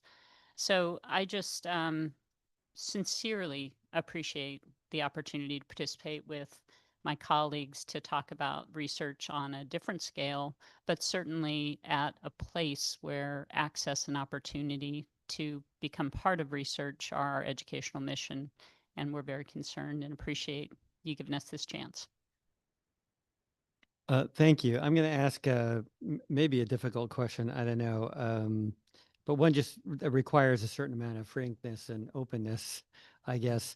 You know, as I look through the executive orders, one of the things that I find most striking with respect to research is the degree to which the executive branch has using its all discretion that it has available to it to limit grants that they believe promote things like racial preferences or discrimination, deal with issues of illegal immigration, anything that could be deemed anti-American. These are references from the executive order, or that deny that sex is binary and does not change. And so they're using their discretion to make a number of different sort of non-renewals or cancellations of grants after what I can only imagine was an AI assisted search through research grants granted nationally to identify grant applications that they deemed incompatible with the president's personal policy perspective. So that's the harder question to ask: is have you seen evidence of that? You know, is that I think that's part of what's happening.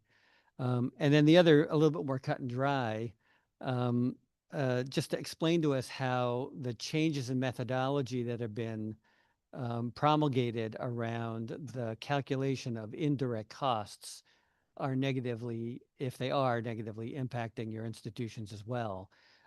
That to me, those two big buckets of changes seem to, I suspect, are responsible for most of the reduction in research grants. But if there's another bucket, I'd be welcome to hear for it. But I'd like the indirect costing to be explained to the committee a little bit.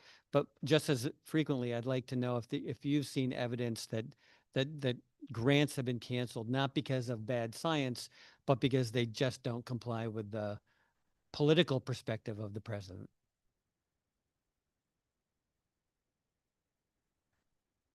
I'm going to turn over for the indirect costs and how these are calculated and how these actually make a lot of sense for the federal government. I'm going to turn it over to Mike for that. It's can be confusing what indirects are, what their purpose is. The easiest way to understand it, I think, is by an analogy. So please forgive me for a second. We receive money from the federal government to do research. Some of that is called direct funding. Some of it is called indirect funding. Direct funding is if you're doing biology experiments, it's the cost of the pipettes and the reagents and the staff. This might be a student or a postdoc who's actually doing the experiments. The indirects are the cost for the facility, the lights, the environmental health and safety, the sort of surrounding costs. It's like if you're going into a pizza parlor in New Haven, which is a favorite thing for me to do. I know this is Connecticut and New Haven has great pizza. So if you're going in to get a piece of pizza, a slice of pizza or a pizza pie, you go in and of course you pay for the pizza. What are you paying for? You receive a pizza with tomatoes and cheese and bread, and you pay for it. You also probably pay for the pizza of the person who delivers your pizza, your server. But you also have to pay for the lights, the coal or the wood that goes in the oven. You have to pay for the exterminator. You have to pay for the accountant. You have to pay for the manager. You have to pay for the person who washes the dishes. Those are the indirect costs. So when you buy a piece of pizza, you pay the direct cost for the pizza, the actual elements in the pizza and probably the server, and you pay the surrounding costs, which can't be specifically derived from that pizza, but it's essential for the pizza parlor. That's all that we're getting from the federal government is the money to do the pipetting and the surrounding cost to support the infrastructure to do the research. It's a reimbursement for the cost to do the research. That's all it is. We at the same time are contributing our own funds to do the research. It costs us more than we're receiving from the federal government. We're okay with that. But the federal government is talking about reducing by, for Yale, would be a factor of 3, the amount of the indirect, the surrounding cost to support the research by capping or cutting our facilities and administrative support. It's a drastic, dramatic decrease, which would directly prevent us from doing research, which is for the public good on diseases and quantum technologies. So I'm going to use that analogy at all times from this point on. That perfectly explains what we do, and it's a bargain for the federal government. When you look at private entities charging direct costs, they're usually double or triple the price that we put in because we're subsidizing the research component of everything that we do. So I would like to come back to your first question. A lot of the programs that were targeted were deemed in the areas of diversity, equity, and inclusivity. Right? The federal government doesn't like the new programs on climate change, environmental programs on certain types of energy, and we've seen cancellations associated with that. One of the things that I'd like to point out is that, while diversity, equity, and inclusivity might be controversial topics, it is there. It has been there for many years to broaden the engagement of the a larger population in the areas of workforce that is needed. It is not just some verbiage through which we discriminate people. It is a way for us to engage a broader population so that they become part of the workforce. And that's the reason why we have engaged in some of these programs. And Lindsay DeStefano she's the Associate Vice President for Research. She's been looking into research development. Some of these numbers can give you specific examples that are related to the funding cuts that we've received. Yeah, no, just to give examples, I mean, the vast majority of our cuts are coming from the Department of Education, right? Department of Education and National Science Foundation, so NSF. And it's not, hard science. It's really preparing educators to be able to teach STEM disciplines and to be promoted to engage with all parts of our communities and populations. So they are not, offensive in any way by most standards, but they are primarily just in the education, the environment, and sort of the community engagement and public impact areas, which again, as Pamir mentioned earlier, as the land grant, flagship university is essential to our mission. And I think that's where a lot of our portfolio is feeling jeopardized because of the cuts have been targeted to the areas that partner with the state and the citizens. I would also add a perspective that when we write grants, we prepare far in advance. And the guidelines that have been driving our grant writing have been focused on DEI up till this point. So we had tailored, in many cases, our grant applications to what was being requested of us to make sure that we were addressing the needs that were identified by these agencies. So to have the funding pulled in the middle of the night and be in a situation where we built infrastructure and recruited students for those programs has been especially painful. Thank you. And I want to thank you for a few things. One, offering specifics, very concrete things. And this is not the way I interpret it.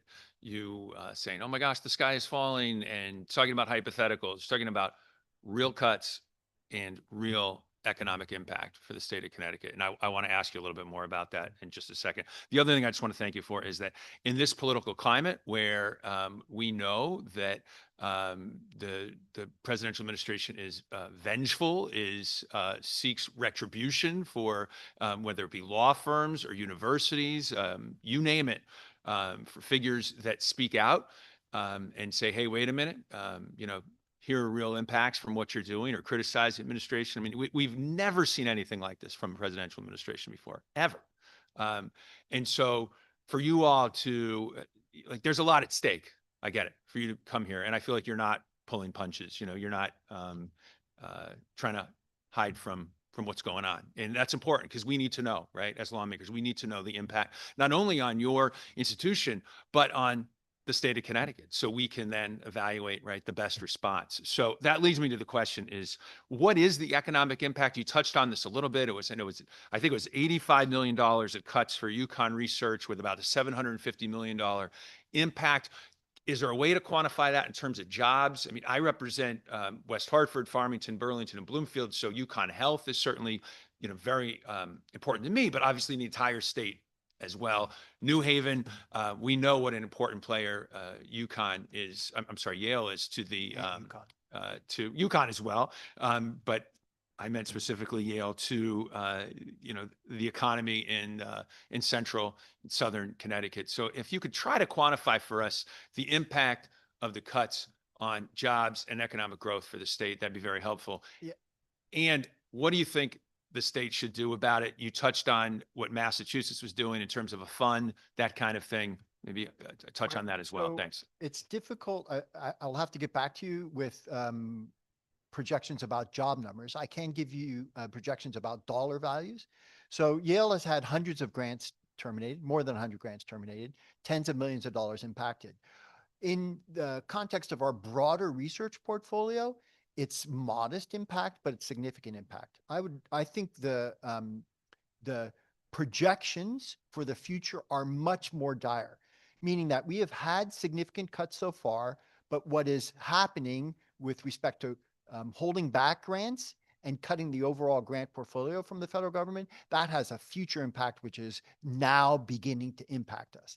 And the impact is, as shown by academics, is $1.25 per dollar of NIH funds economic return. So when Yale spends $1 from the NIH in New Haven, it results in $2.5 of economic impact in New Haven.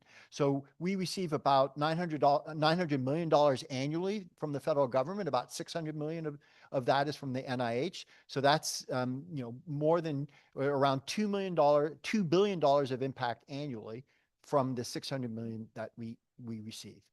Those are real numbers. And I think you can see it in New Haven with respect to the biotech corridor that has grown in New Haven.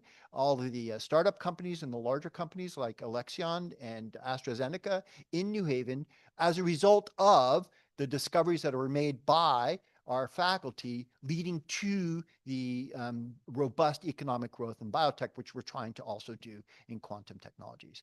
I hope that helps. So very And similar. Pepe's, Sally's, or modern? Yeah. No comment. So very similar numbers for UConn. But I also would like to emphasize that there is the community engagement that we carry out. But coming back to cancellations and job numbers that you mentioned, Senator, is despite these cuts, we used internal funds this year to keep our grad students whole, to keep our researchers whole, so that they can just move through their education and their research. But I don't know how long we can do this. And some of the community engagement and public engagement components, maybe Lindsay can say a few things about that. Yeah, I support what Pamir just said, of course. I think our biggest concern right now for the state and looking at UConn, and similar sentiments as was shared about Yale, is obviously we have a lot of concern of the future, right? This fall is going to be a huge debate federally of what happens with the IDC rates, and making sure that you all are aware that there is a 10 partner organization group called the JAG, the Joint Association Group, yes, that has presented what is called a FAIR model, and it tries to address all of sort of the federal government's concerns about those indirect rates. There's more information provided in our handouts about it. We encourage everyone to take a look at that. But short of that, I think that, with still a lot of unknowns, appreciating what we do know, our biggest priorities are the long-standing community partnerships that UConn investigators have made. Many of these, like the SNAP Ed programs, the developmental disability centers, and our OSEP programs funded from the Federal Office of Special Education Programs. Those are the ones where UConn investigators over the past 20, 40 years have built solid relationships with almost every community in the state, supporting the teachers, supporting the schools, providing additional resources. Those are all the ones in jeopardy. So those are the staff that have basically, served the state to support the communities. And without this funding, they unfortunately, have received employment notices that their employment will be terminated upon their notice period. And then the training grants that Pamir mentioned, the graduate student support, the nursing, and I know later the clinical operations will touch on this as well, but from the state of Connecticut's workforce, there's huge concern about what this is going to do to teacher education preparation, nursing, medicine, and even engineering, because the number of fellowships to support our graduate students and scholarships so that they can pursue, research and development in graduate school is completely devastated.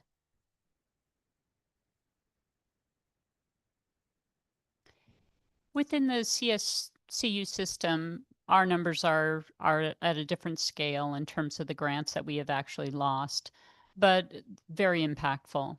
Tens of millions of dollars have been lost so far, but the pathways for students to be able to study, for graduate students and student workers to be hired, for our faculty who teach a 4-4 teaching load to have resources to also do their research and scholarship, those are very impactful with the losses that we've had. And we share the concern about what the future looks like as we see funding changes for the Department of Education, for the NIH and the CDC in particular. We can see that our faculty will have fewer resources available to bring in students. And we're very concerned about graduate programs and what the future looks like, and whether students will choose to invest in science education in the future when it looks so bleak to have a career in that area. Can I just provide two, hopefully more specific examples, make it a little bit more concrete. So if you do a word cloud of the canceled grants based upon the titles and the abstracts, it looks like what you would expect. It looks like an AI search of some kind. There are two grants that have been canceled, which are examples of the devastation, the challenges with these.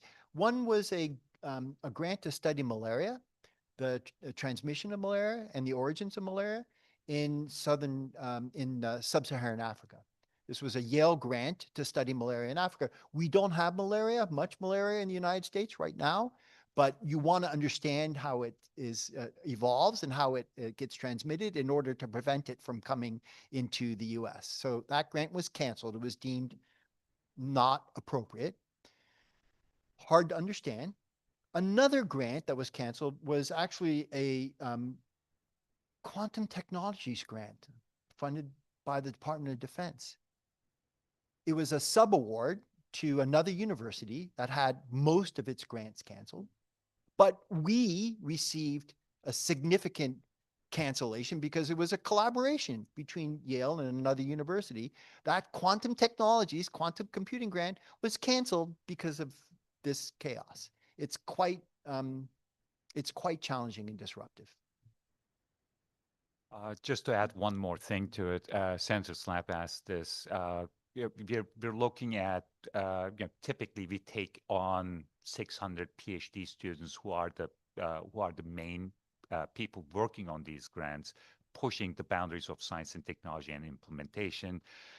This year, our numbers are down to 351, a 30% decrease in anticipation of what's going to come next.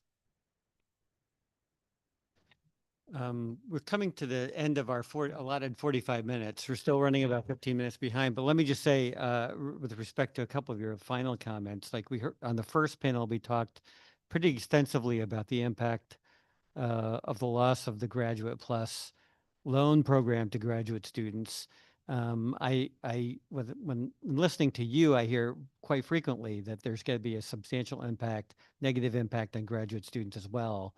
Lack of the opportunity to sort of assign themselves or get assigned to a research grant, which might help them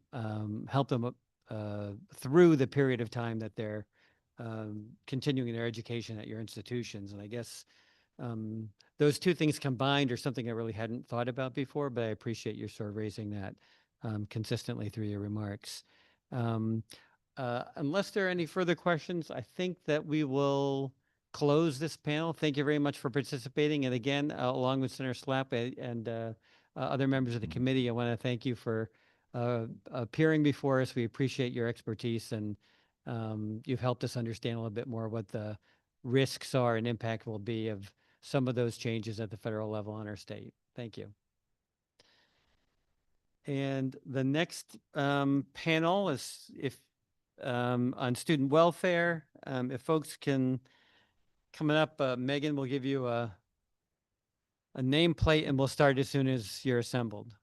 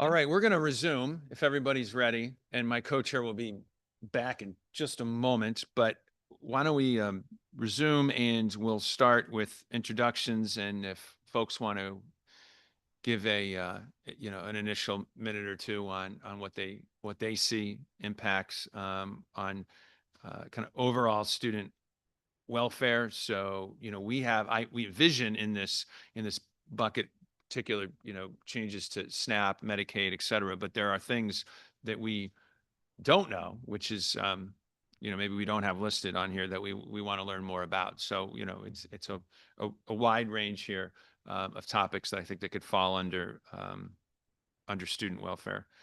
So anyway, why don't we open it up, and Karen with Heineck with Connecticut State Community College. You want to go first? Sure. The opportunity to discuss this with you today. I'm Karen Heineck. I'm the acting provost for Connecticut State Community College. And I just want to give you a little bit of updates about the reality of food insecurity at the community college level. We do have close to 6,050 students who are SNAP eligible students as of last year that would be impacted by any changes to SNAP. We do see that's close to 11% of our total population. In addition to that, we have, out of the 5,644 students that are recent high school graduates, they were also free and reduced lunch students. So even though they ended their high school career and moved on to post-secondary ed, their food insecurity remains.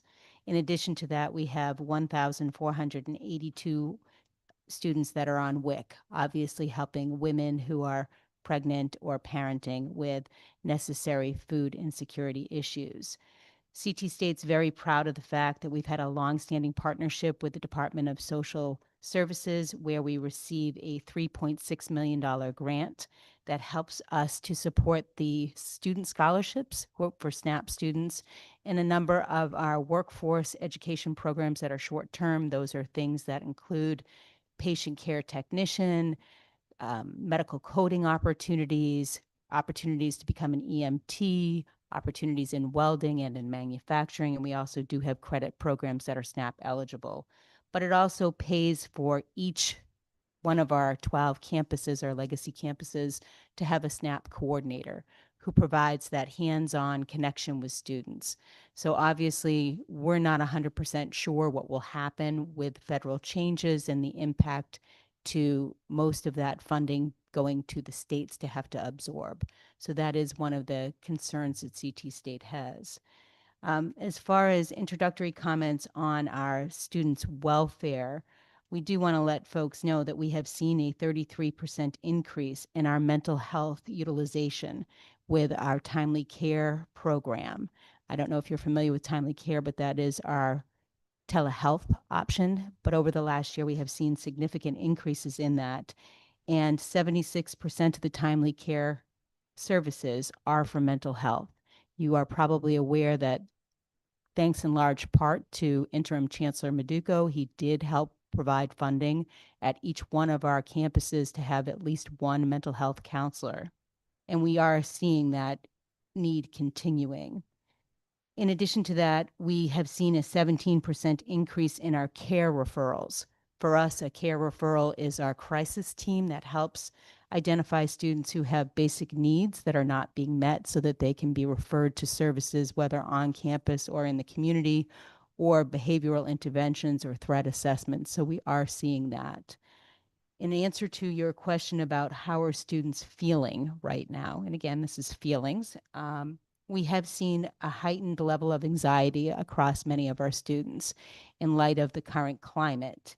We do know that students are struggling with concerns around international means and deportation of family members. We do have a number of students who are international, which I know my colleague will speak to, but we also have a very diverse student body. And the diversity of our student body are all feeling the current climate differently. And many are experiencing concerns that we are hearing in our counseling offices.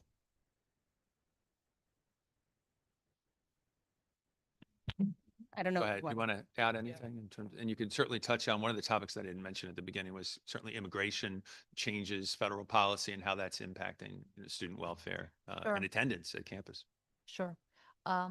So despite the ongoing issues surrounding international student visas and statuses, uh, this bill doesn't directly address international student recruitment or enrollment. However, there are a few provisions in it that could have an impact on international students.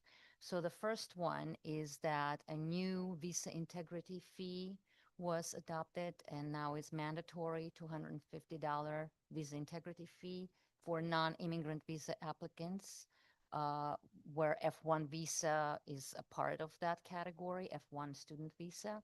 The new fee is scheduled to go into effect on October 1st of this year and is collected at the time the visa is issued, not upon application. However, this fee is in addition to existing visa fees, and it applies to applicants from non-visa waiver countries for non-immigrants visas, including the F1 student visa, with the potential for annual adjustments based on inflation.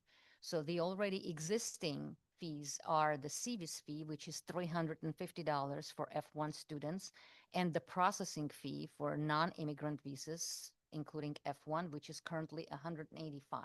So if you add that $250 visa integrity fee, then the total expenses that used to be between $535 and $570 will go up to over $700 just to get a student visa. So that's one big change for prospective F1 visa international students coming to this country to study. Another aspect, another provision in this bill is that it dedicates billions of dollars to immigration enforcement agencies, potentially leading to increased staffing and resources for monitoring student compliance. So minor infractions like not having the minimum student credit required by Department of Homeland Security or working without a permit can now result in the loss of immigration status or deportation without a full hearing, according to the American Immigration Council.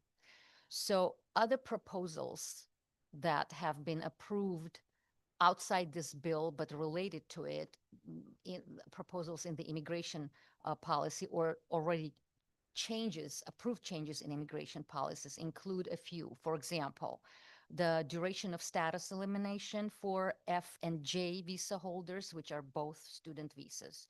So currently, F1 visa holders come to this country to study at a 2 or 4 year program, graduate school, and they do not have an end date on their status in their passport stamp. What DHS is proposing now is to replace it with a fixed 4 year maximum admission period.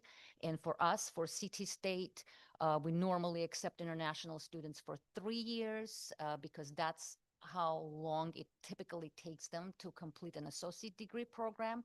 So for our students, I'm assuming it would be 3 years. And for bachelor's degrees, it would be 4 years. And once that period is expired, it would require students to apply for extensions to complete their program. And the impact is multi-level. So under this proposal, students would have to file and pay another $470 for a formal extension of state with USCIS to remain longer and finish their program, even for reasons like extra coursework or practical training, OPT, optional practical training.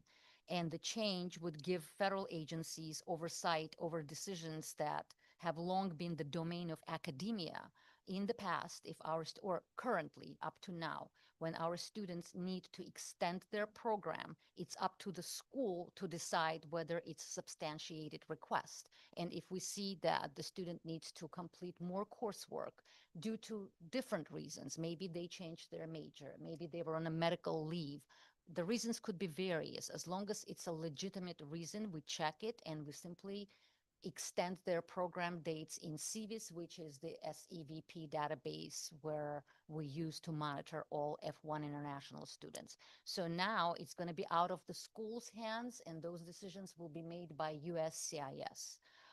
The reduced grace period, there is also DHS is suggesting to reduce the grace period after completing a program from 60 days to 30 days.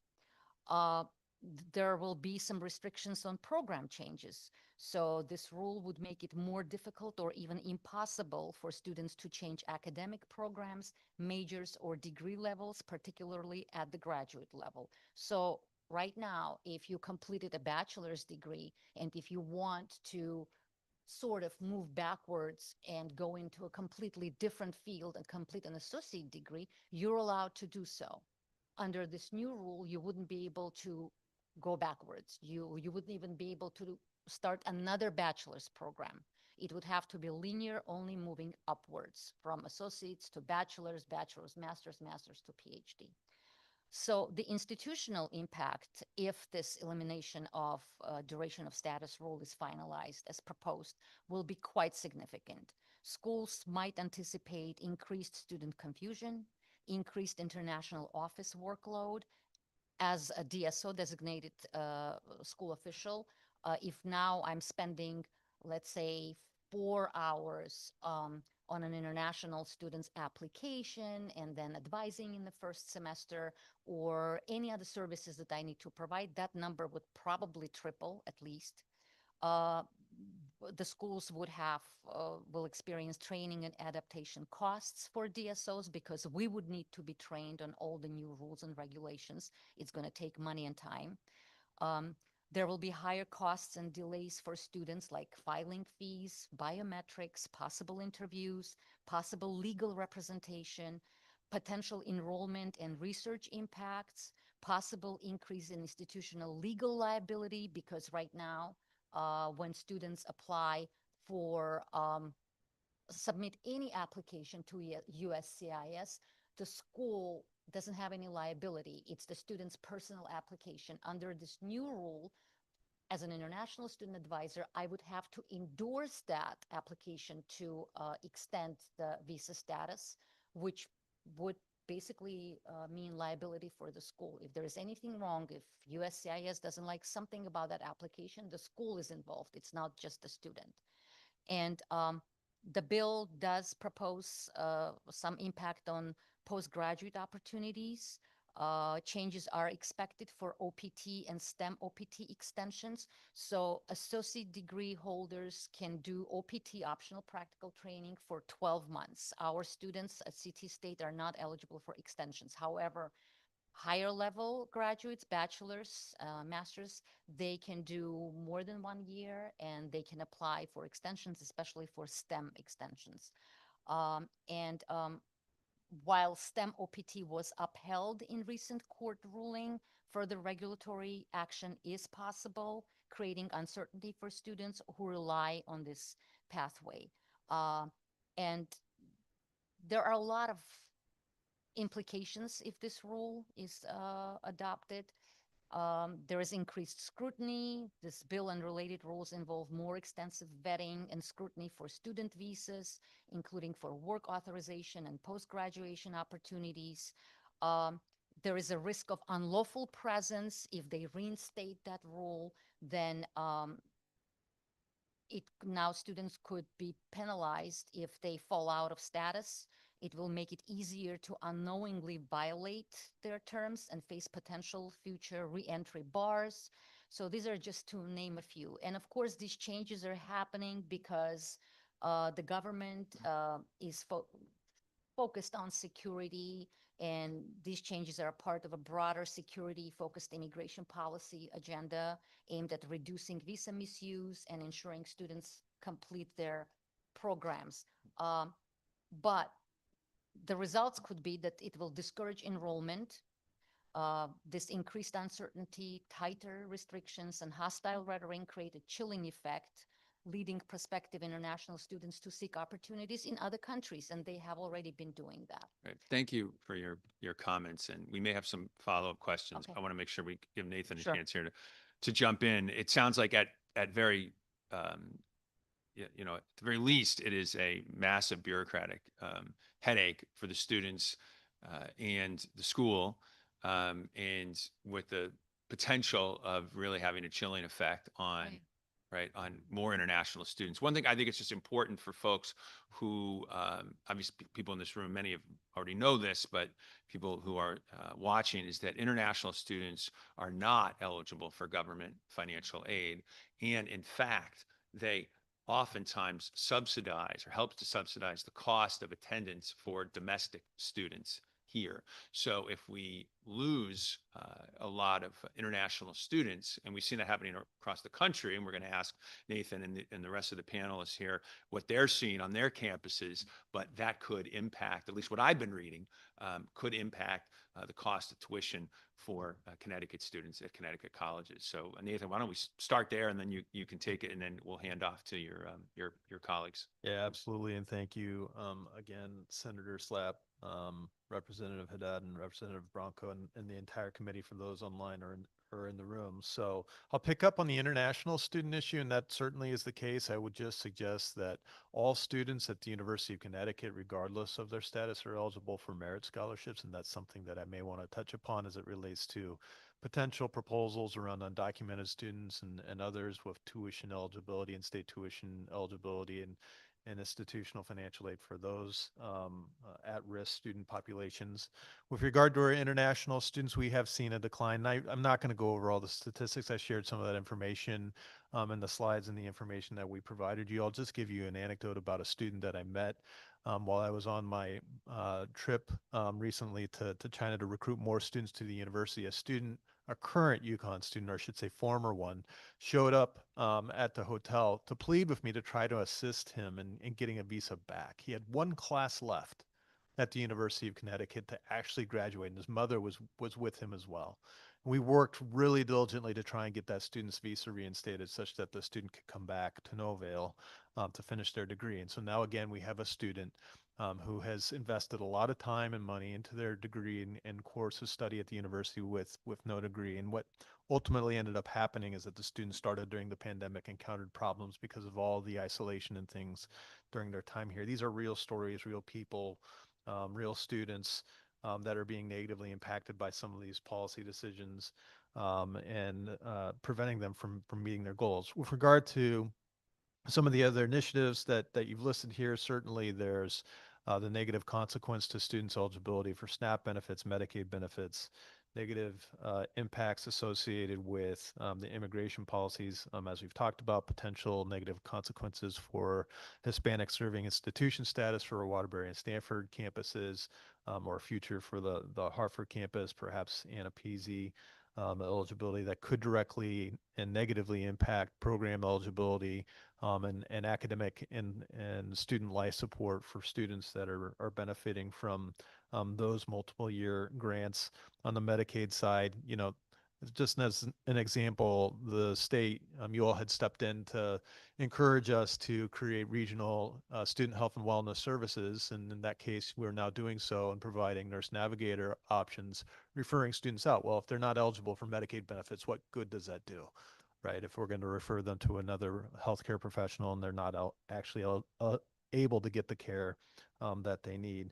A couple other quick things, and I know other people have things that they want to contribute as well, but maybe it's the things that, like you suggested, Senator Slapp, that we haven't said are listed on the agenda. But the Department of Education directives, the Department of Justice directives, these sorts of things are having severe impediments on our ability to distribute financial aid for students that come from minoritized backgrounds, where we have donors that have made explicit intent to actually support students in those cases, and we're navigating that. We're working with our donors in those cases to get through it and to comply with the law. But certainly, it's the case that we have scholarships that are going unspent at the moment, and frustration on the part of students, frustration on the part of donors as a part of our community as we encounter those kinds of challenges.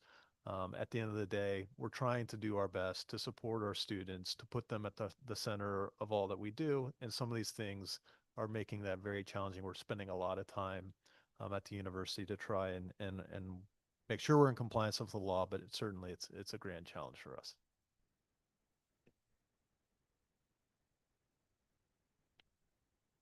Good afternoon, and thank you for the opportunity. My name is Jens Frederiksen. I'm the president of the University of New Haven. Maybe I'm going to go about this in two different ways. You talked about the economic impact of sort of the international student visa bottleneck, hold up. We're seeing that reflected. We're an enrollment-driven institution, like a lot of mid-sized privates. International is an important component of entire business apparatus, and certainly also of the experience of domestic students who interact. We're all going to interact in a global elite workforce, and I think that has traditionally been part of the magic of the campus, that students from around the world get to interact.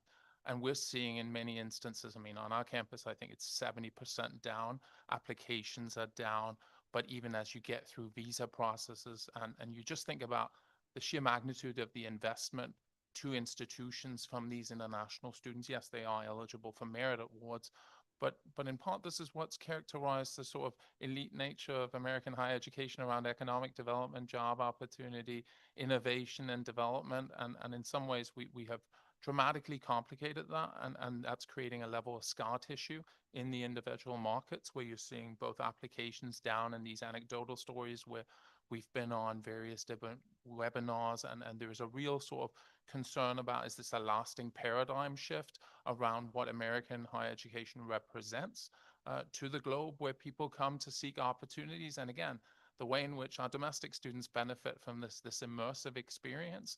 And if you look back at sort of innovation and development and drive and the exchange of students, that's a vital part of what happens. And that's clearly been, I referenced the numbers to which we're down. You see the entire sector being down. I think there's numbers, multi-billion, whether it's 5, 6, or 7, depending on sort of what think tank number you listen to, across sort of direct economic investment. Because again, it's also just want to clarify, many international students, and you are seeing schools that did meet their criteria in terms of their international numbers.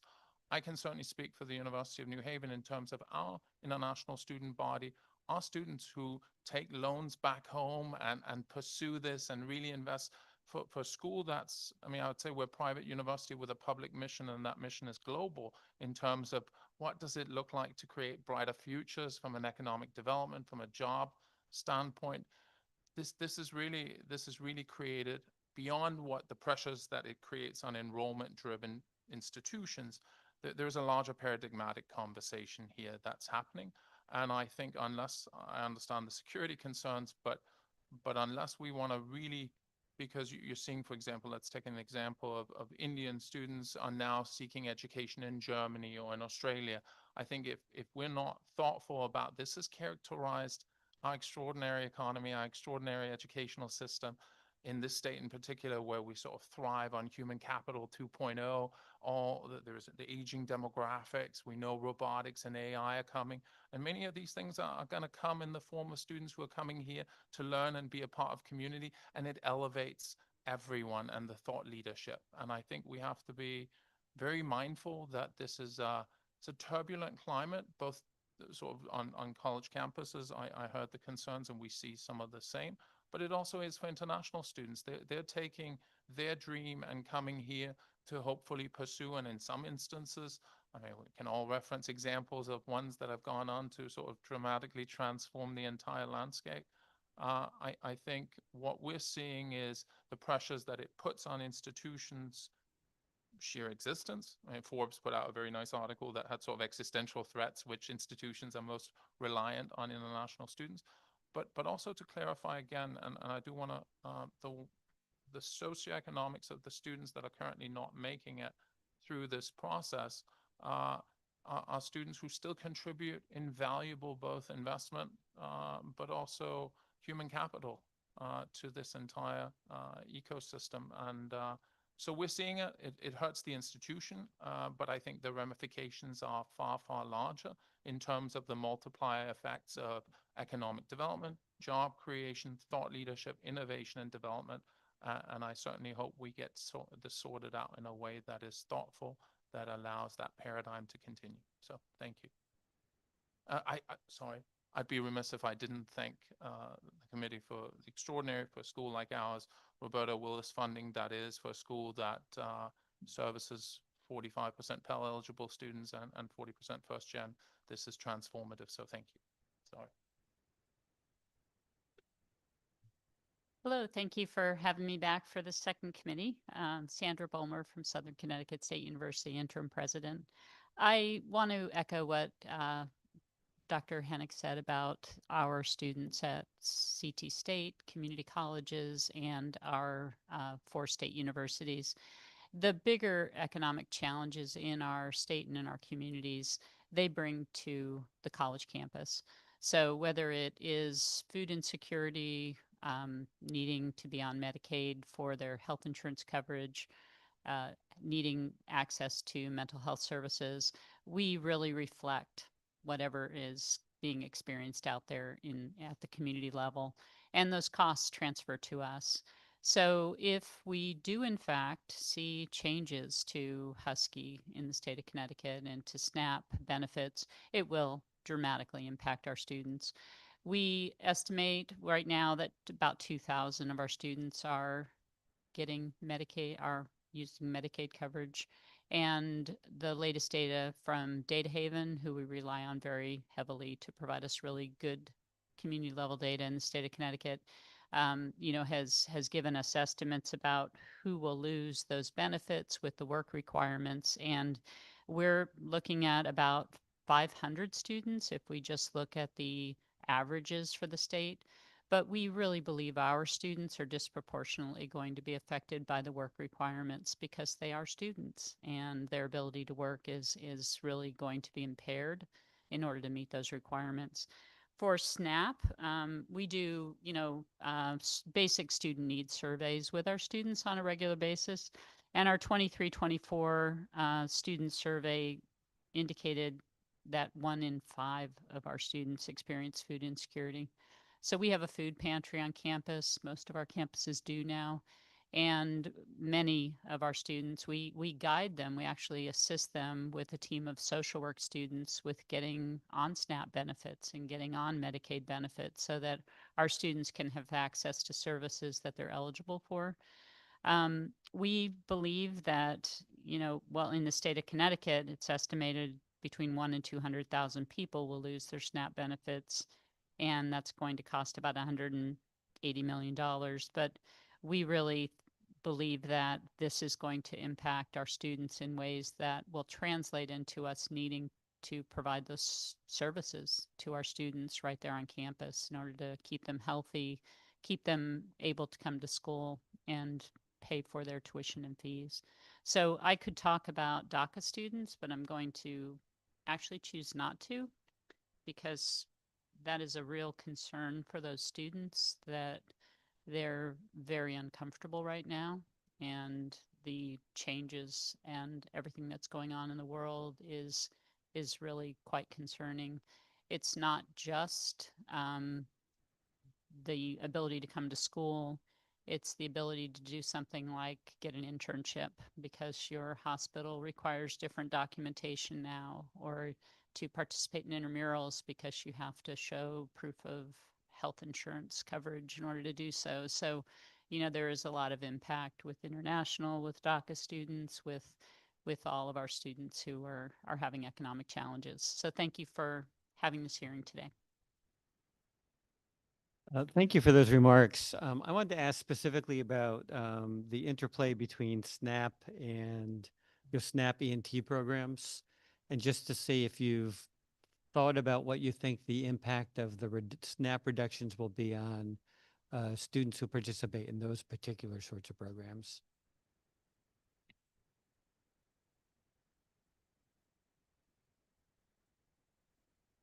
To do is take a look at the inventory of programs and map it back. I need to come back and do a little more analysis on it, but as I mentioned, we do have a lot of SNAP students at CT State. We have a number of programs that are ENT eligible, but we need to do a better job of crosswalking it. And at the same point in time, how does that map back to short-term Pell and what's going to happen there in the years ahead? So there's more guidance that we are needing. And obviously at CT State, we have 147 workforce programs at this moment in time.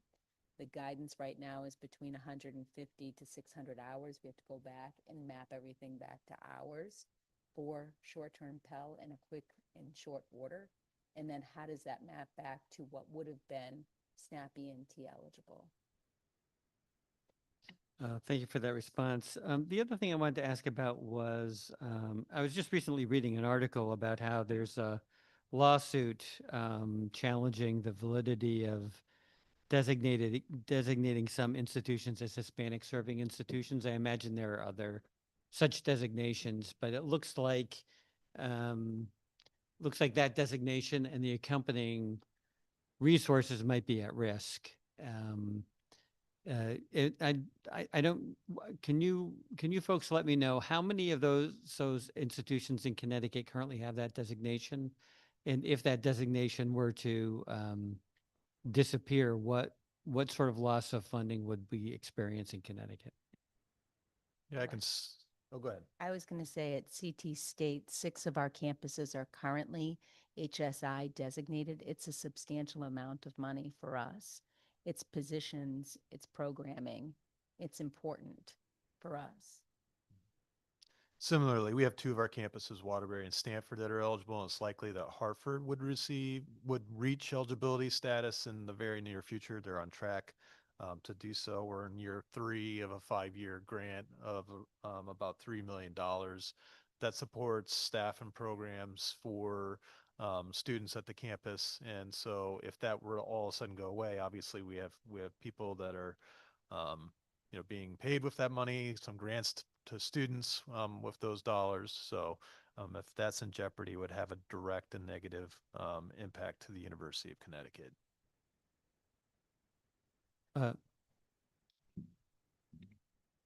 Would have as a entire community college, one state, one college, reached HSI designation for application purposes under the old guidelines. So again, it could have been substantial funding in the future if it was still there. Thank you. Are there other members of the committee have questions? Representative Fortier. Hi, thank you. Again, all for being here. I had 2 questions. I am also on the Human Services Committee, so I've literally heard hundreds, lots of hours. It's not hundreds, but it's hours of time on the SNAP and Medicaid cuts. And my understanding is that the Medicaid cuts are going to go into effect next year, I guess July 1st, 2026-ish, but that the SNAP cuts are sooner. Do you have that timing? Is it at the end of this calendar year, or is it even sooner than that? I'm just trying to sort of get an idea of where we as legislators have to prioritize. My understanding is that SNAP is much sooner than Medicaid. That's my first question. And then my second question is, I think the Medicaid exemptions or the things that will keep you on Medicaid include being enrolled in educational programs, but it may be a certain number of hours a week, hours a month. And again, I don't remember those, but I think that's really important for you guys to all get a handle on that Medicaid piece in terms of what education counts as the work requirement, because it may be affecting your part-time students much more than your full-time students, but all those students probably need to know that, that their choice of how they're going to pursue their higher education, which might not be possible without insurance, that they should be planning, especially if it is coming into fruition next year, that it has to be sort of planned for. What I've read on SNAP benefits is that it's to be implemented for fiscal year 2027. Oh, so okay. That's So what I've read. even at the federal later. level. That was my understanding. Of Okay. it. Yeah, Rick, I'll not to disagree, but Yeah, we have that it's effective FY26. So we may want to get some clarity around that. That's SNAP. Yes. Yeah. Yep. The other thing I would note is I think the next session is going to spend a little bit more time perhaps on Medicaid and eligibility as we think about the clinical operations. So maybe there's more opportunity to talk about the exact eligibility requirements, if I'm not mistaken. Is that right? Okay. Thank you. I do have one more question. I'm sorry. My colleague, Rep. Farrar, who had to leave, mentioned something about uh, possible childcare center cuts. And I don't know if that's a particular institution that may have something that had some federal funding attached to it, or if anyone is familiar with that.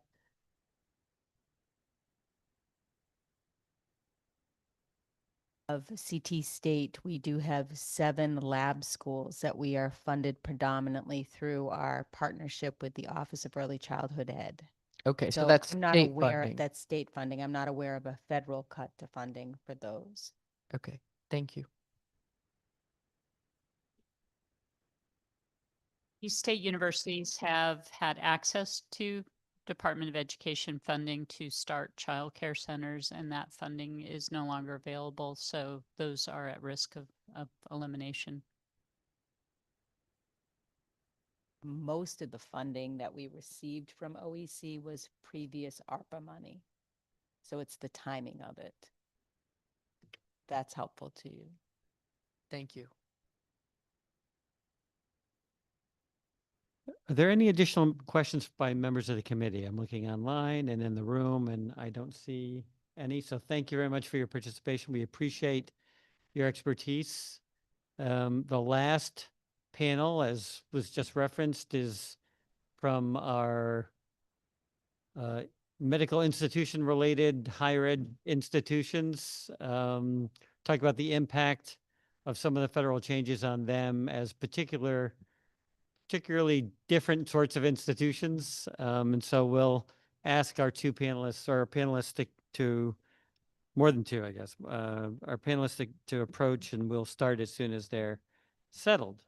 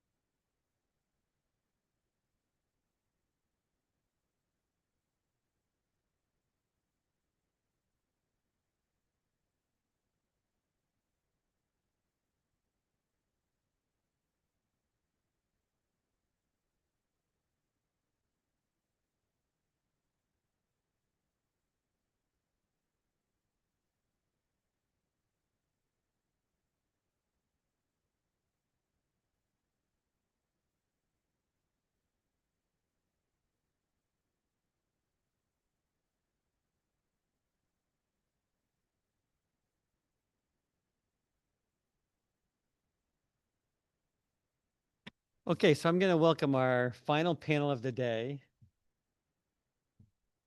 Thank you very much for being with us, hanging in there.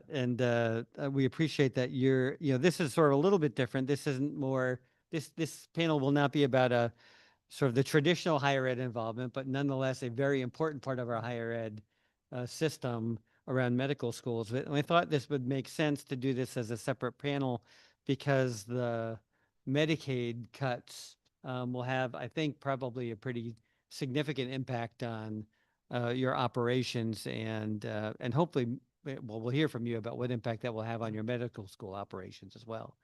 So I want to welcome you to the committee, and if you'd like, as we have been, to sort of give a brief opening remarks to sort of set the stage for us with some follow-up questions. I would say that we are not the, Representative 40 years on the Human Services Committee. I'm not on the Human Services Committee. I do not work on the Human Services area of the budget. And so try to slow walk some of the technical jargon as much as possible for me, maybe other members of the committee.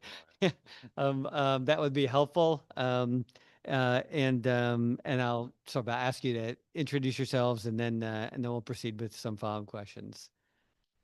Jeff, why don't you, Mr. Gagan, why don't you start, and then we'll move around. Thank you, Mr. Chair. Thank you guys for having us and giving us the opportunity today. So again, my name is Jeff Gagan. I'm the Executive Vice President for Finance and CFO. And with me today also is Chad Bianchi, our Vice President and Controller. So to start off, and I think you were alluding to some of that, at UConn Health especially, you've heard a lot about the students already, and we'll be happy to answer questions and go into that.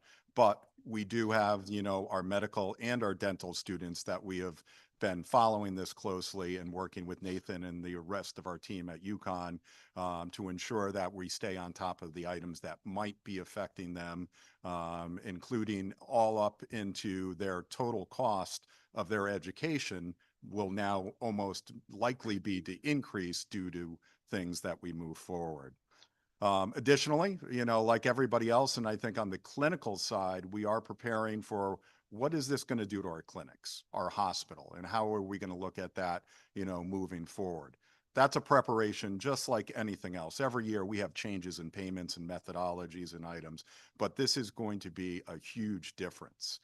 I think the aspect, though, that we're probably most concerned about is how it's going to affect our patients. So this direct aspect is really on Medicaid and eligibility. So as we all know, we are a Medicaid expansion state. We've had an expansion and really an increase in our Medicaid population. This bill actually will introduce things that will dramatically change the eligibility to be on Medicaid. And these patients don't go away. Just because they don't have Medicaid anymore, they are still there. They are going to still need service, and they are going to be requiring access to care. On our side, yes, it will shift things from Medicaid payer over to a self-pay. So there will be under and uninsured patients, and that's going to be the hit in the dollar amount. But on the other side, I think we are going to have the aspect, and, as the state hospital, again, we have a Medicaid patient from every 169 town and city in this state that comes to Farmington for care. So this is going to be something that, overall, yes, it'll affect us locally, but is also going to affect us on a statewide basis, and how we provide, again, that access. People are coming from all over the state to UConn for that access that we just believe is going to get greater as we move on. So thank you very much, and happy to answer any questions, as we continue to go through. Go ahead. Good afternoon, Senator Slapp, Representative Haddad, and members of the Higher Education and Employment Advancement Committee. I'm Dr. Margaret McGovern, the CEO of Yale Medicine and Deputy Dean for Clinical Affairs at the Yale School of Medicine. Yale Medicine is the clinical practice for the school with over 1,700 physicians who provide clinical services in more than 250 locations throughout Connecticut. The practice delivers advanced care in more than 200 specialties and has centers of excellence in fields such as cancer, cardiac care, minimally invasive surgery, and organ transplantation. Yale physicians, as a central part of their mission, also have made historical contributions to medicine, including the first use of cancer chemotherapy, the first artificial heart pump, and the first insulin infusion pump for diabetics. Today, we're using groundbreaking advances in DNA sequencing technology to diagnose suspected genetic diseases and develop the first therapy to prevent type 1 diabetes mellitus. Yale Medicine is an entirely separate legal entity from Yale New Haven Health System, which is our acute care partner. And today, what I'm speaking to is the impact of the big, beautiful bill on Yale Medicine and the Yale School of Medicine. H.R. 1 includes reductions in Medicaid eligibility, as has been referenced here today already. It restricts the definition of qualified immigrants for purposes of Medicaid or CHIP eligibility and mandates that adults 19 to 64 work, receive work training, volunteer, or be in school for at least 80 hours per month while receiving benefits. As many as 5 million people could lose health insurance due to this requirement, according to the Kaiser Family Foundation. On July 11th, the Connecticut's Department of Social Services estimated between 100 to 200,000 people could lose coverage here. Loss of Medicaid eligibility and reduction in Husky enrollment means more uninsured patients seeking our care, resulting in costs we cannot recover. H.R. 1 also makes it more difficult for people to join or remain in programs offered by the Affordable Care Act, including requiring enrollees to update their information regularly and manually re-enroll every year during open enrollment. Some immigrants will also no longer be eligible for ACA coverage, and financial assistance that helps people afford insurance in ACA marketplaces will be allowed to expire at the end of this year. The Bloomberg School of Public Health at Johns Hopkins University predicts these changes have the potential to cause ACA premiums to rise by 75% next year, which is going to lead to many choosing to forego health insurance. The combination of BBB and expiration of ACA premium credits is expected to increase the number of uninsured in Connecticut by 180,000, a 4% increase. That also happens to be a doubling of the number of uninsured patients who currently seek and receive care from Yale Medicine. Without health insurance, people are also more likely to delay care until their condition becomes a true emergency. By then, illnesses are often more advanced and require more intensive and expensive treatment. This dynamic, first and foremost, is going to impact the health status of Connecticut residents. It also creates significant financial stress both for hospitals and physicians. Increased uncompensated care will force difficult choices around access and making investments in new technologies and outpatient locations. Yale Medicine's payer mix underscores our risk and stakes. YM accepts and treats all patients regardless of their health insurance status and has a process for uninsured patients to apply for financial relief. Today, over 20% of our patients have Medicaid. Practices like Yale Medicine, which take referrals for the sickest patients statewide, will be seriously impacted by these changes. The provisions in this bill that change Medicaid eligibility and access to ACA programs will adversely impact our ability to fulfill our missions, not just in patient care, but also in medical education and research.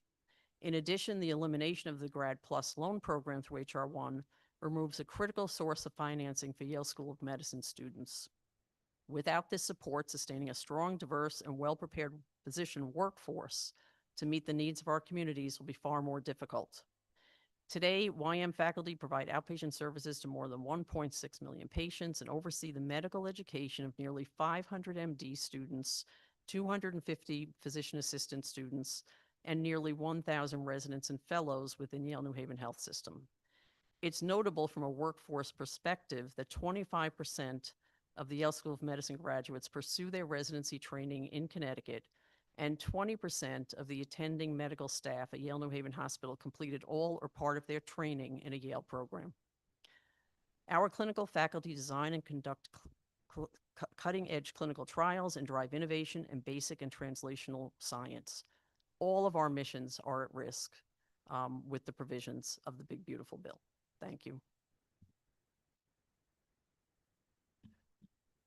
Thank you. I'm trying to think of the appropriate follow-up question to that last statement, except to say, it has been, as I've been sitting here, I've been thinking about how the pressure on your institutions, your medical schools is sort of a convergence of a number of different factors. You mentioned the disappearance of grad student plus loans.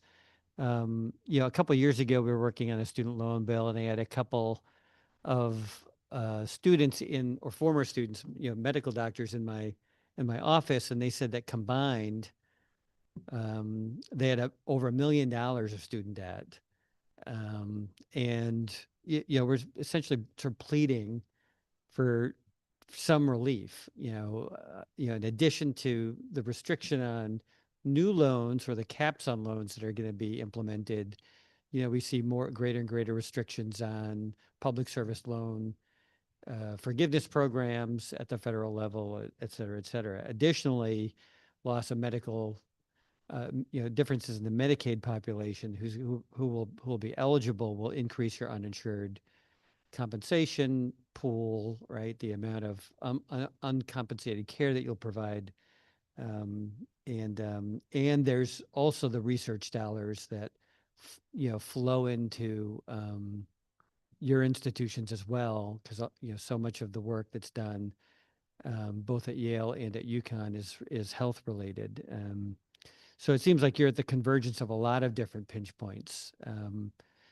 And I guess, yeah, as a legislator, I'm sitting here wondering, like, so what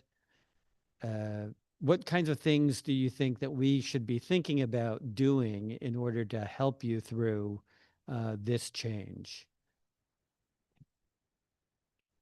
Well, I think supporting the Grad Plus program would be important. It's important across obviously the entire university, but inclusive of the School of Medicine.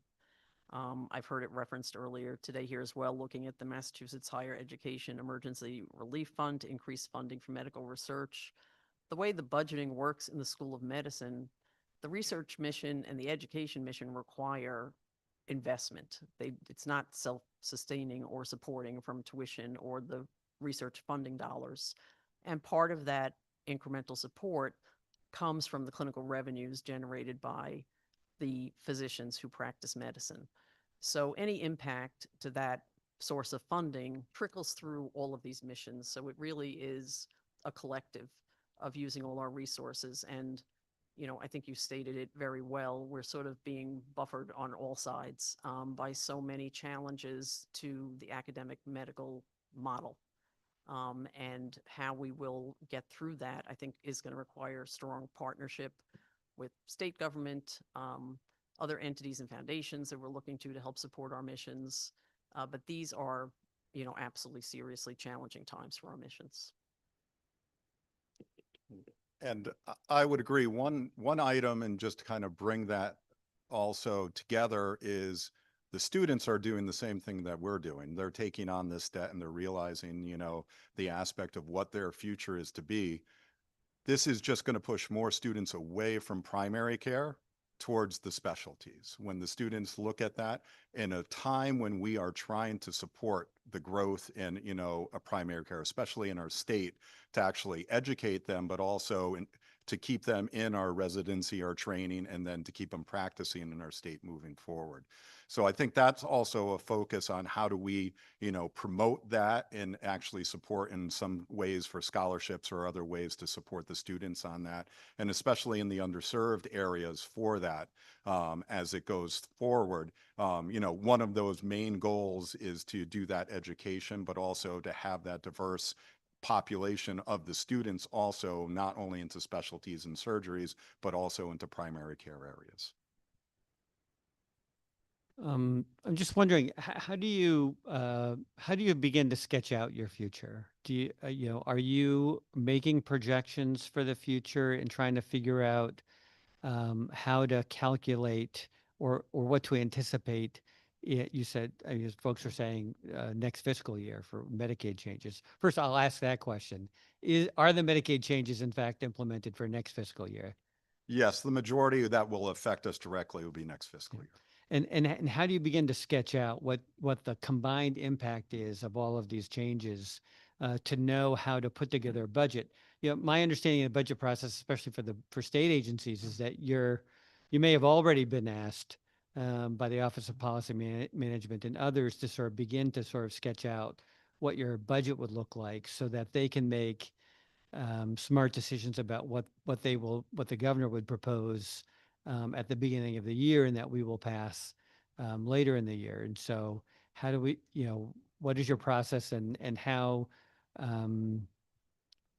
predictive are your models of what might actually occur? And can you share them with us when you get them? And I'll just start off because we did get the request from OPM about, 26 and 27. And I have the gentleman next to me who's able to go through and do this. But, high level, I think most of, especially on the true clinical side now, the educational side, we can still vary. The clinical side, you basically forecast every single month and then revised your year-end estimates every month as we go on, just to try to stay abreast of everything. But for this particular item, I think it was mentioned, we have looked at a 10% decrease and a 20% decrease in Medicaid as a payer, again, switching over to basically self-pay. There's some other models that will go in there. More, you know, on the most affected that it could actually happen to UConn Health would be John Dempsey Hospital and our 340B program.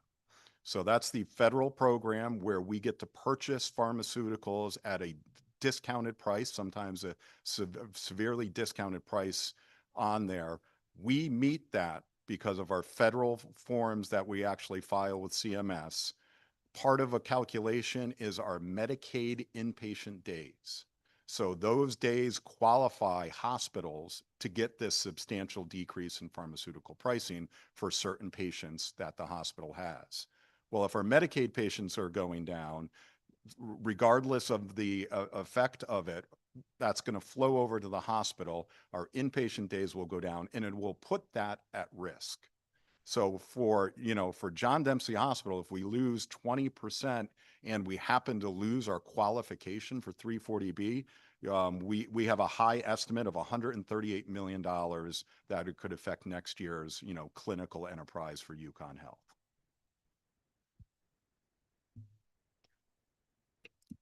There is no corollary to 340B for physician practice like Yale Medicine, but the exact same impacts, and I assume you may talk about more of them that are going to impact hospitals and health systems, impact our partner.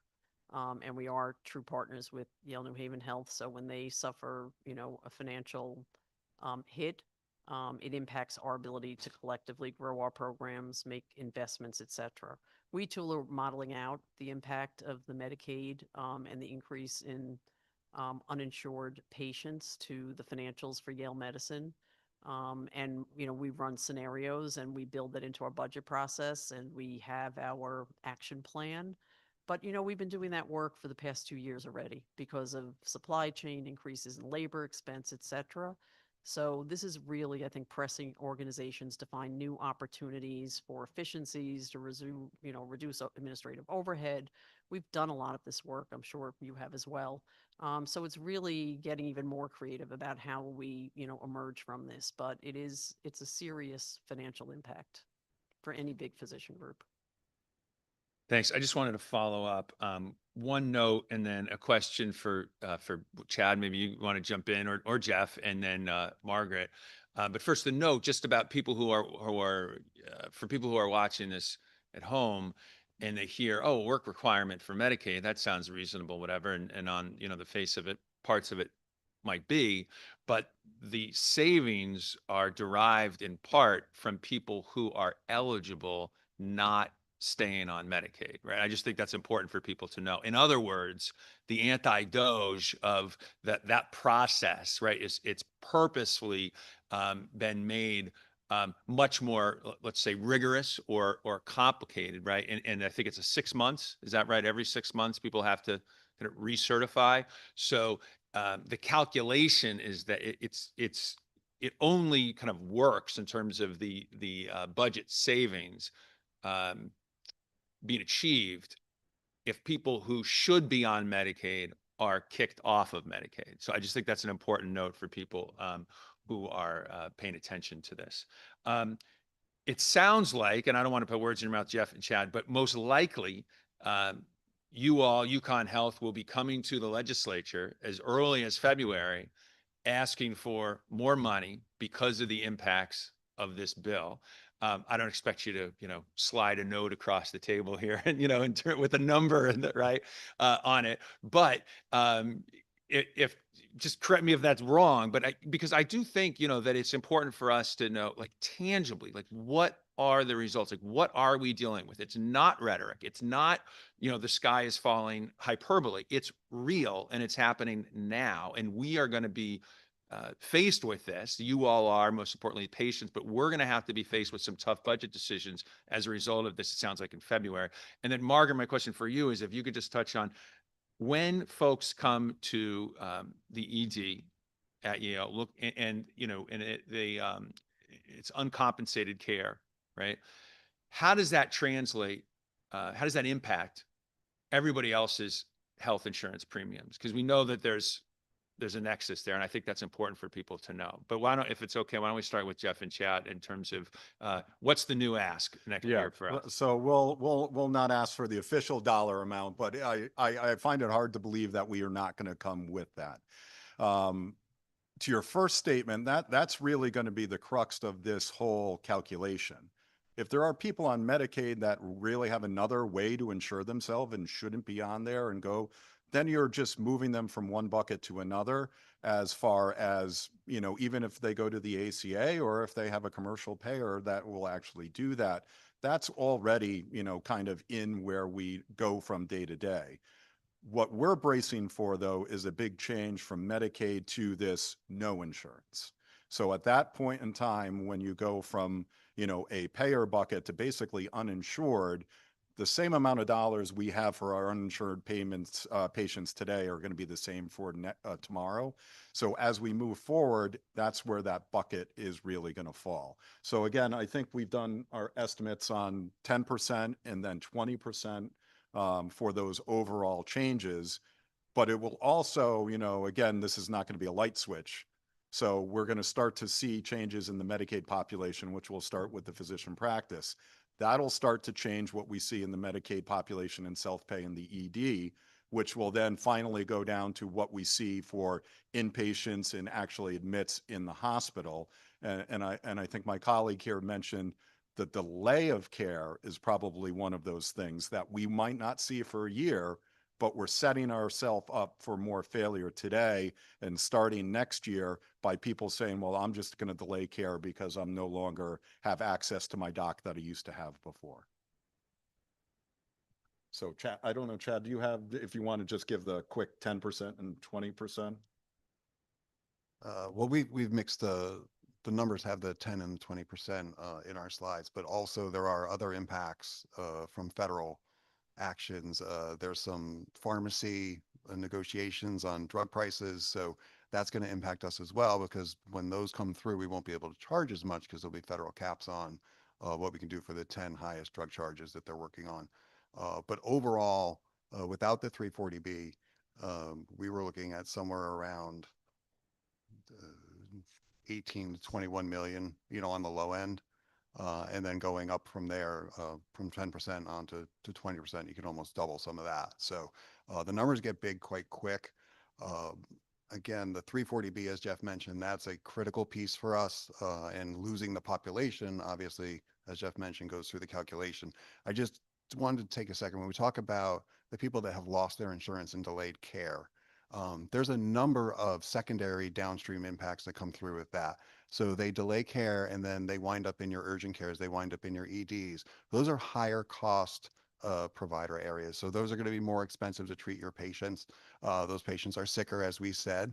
Now, when we opened our ED like 7 years ago, we used to have about, what, 70 patients a day. We now could see 250 in a day. Our admit rate on those patients is already somewhere around 20%. And this is with care available. So as care becomes unavailable to the average person, they don't have Medicaid, they don't have ACA, they're waiting longer, they're coming in sicker. Our EDs are already full with large waiting areas or large populations in them. You now run the risk that you're going to have an event of some sort. And that leads you over to your malpractice side, which is getting very, very expensive. So there's a number of other downstream impacts which we don't talk about, but are out there lurking, as Jeff said, 2-3 years out. To your other question, you know, these pressures when the uninsured population increases, they're still going to be present for care, likely delayed in these more high cost settings, and we will take care of them.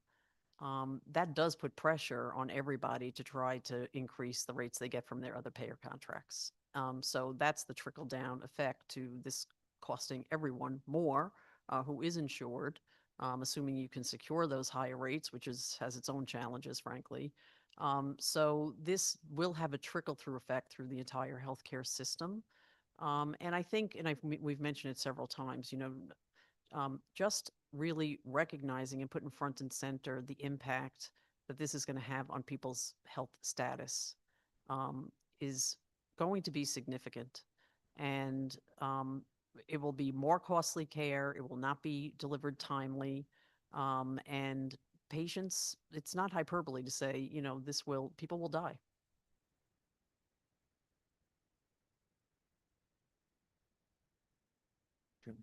Okay, Representative, yes, you have a question. Thank you. Thank you again for being here.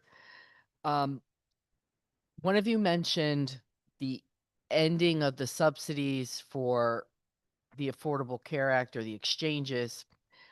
I did hear in one of my previous hearings that I participated in, they gave us one example of a particular family, and it was not a 75% increase in premiums. It was closer to a 400% increase in premiums.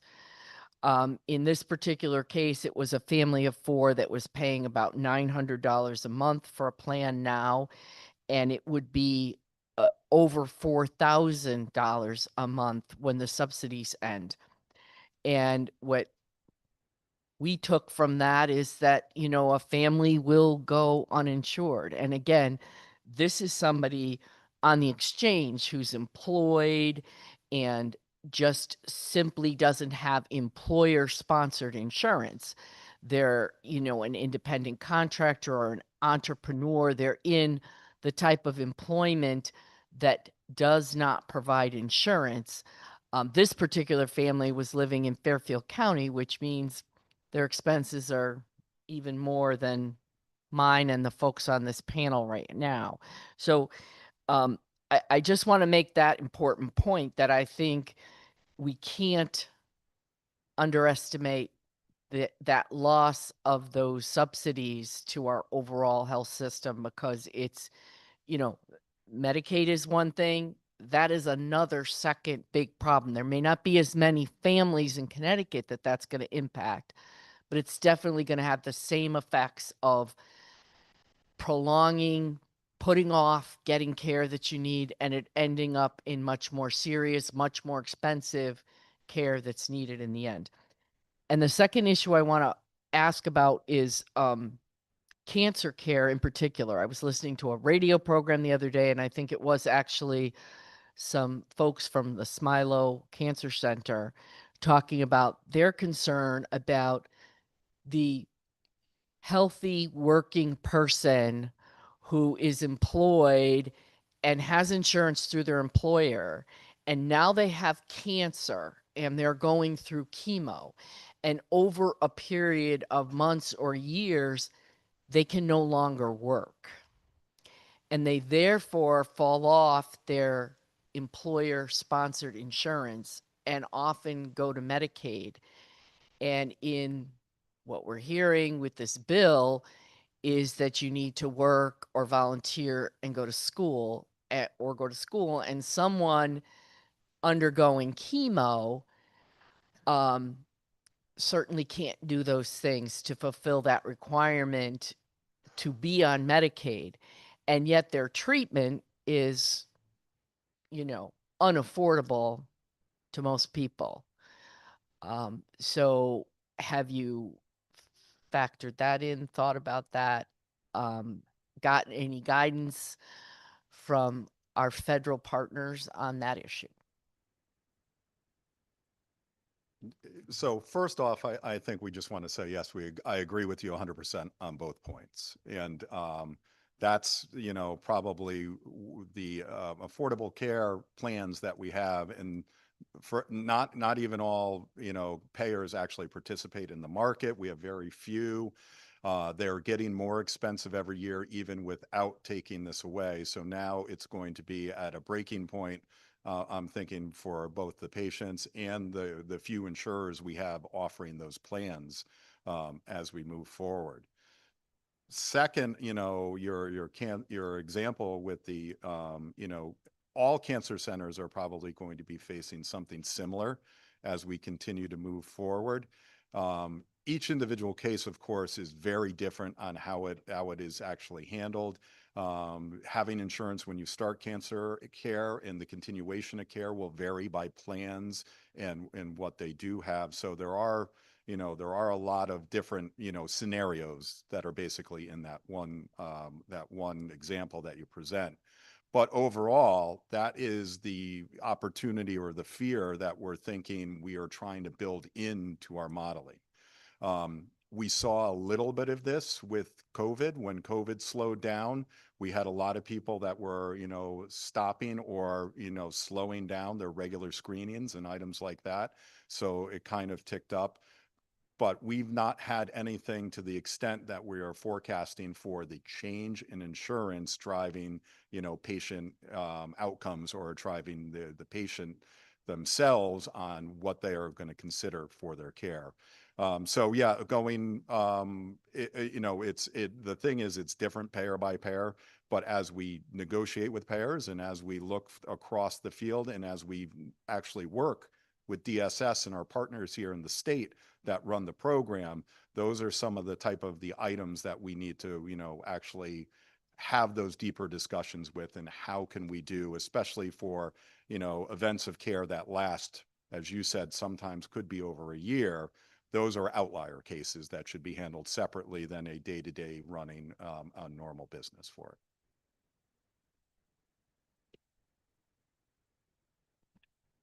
Thank you, Representative. And I think that concludes our time and our panel. We're just pretty good. We're only about 10 minutes over. I want to thank all of you for your time and lending your expertise and sharing your knowledge with us, and everybody who came in on the 3 other panels as well.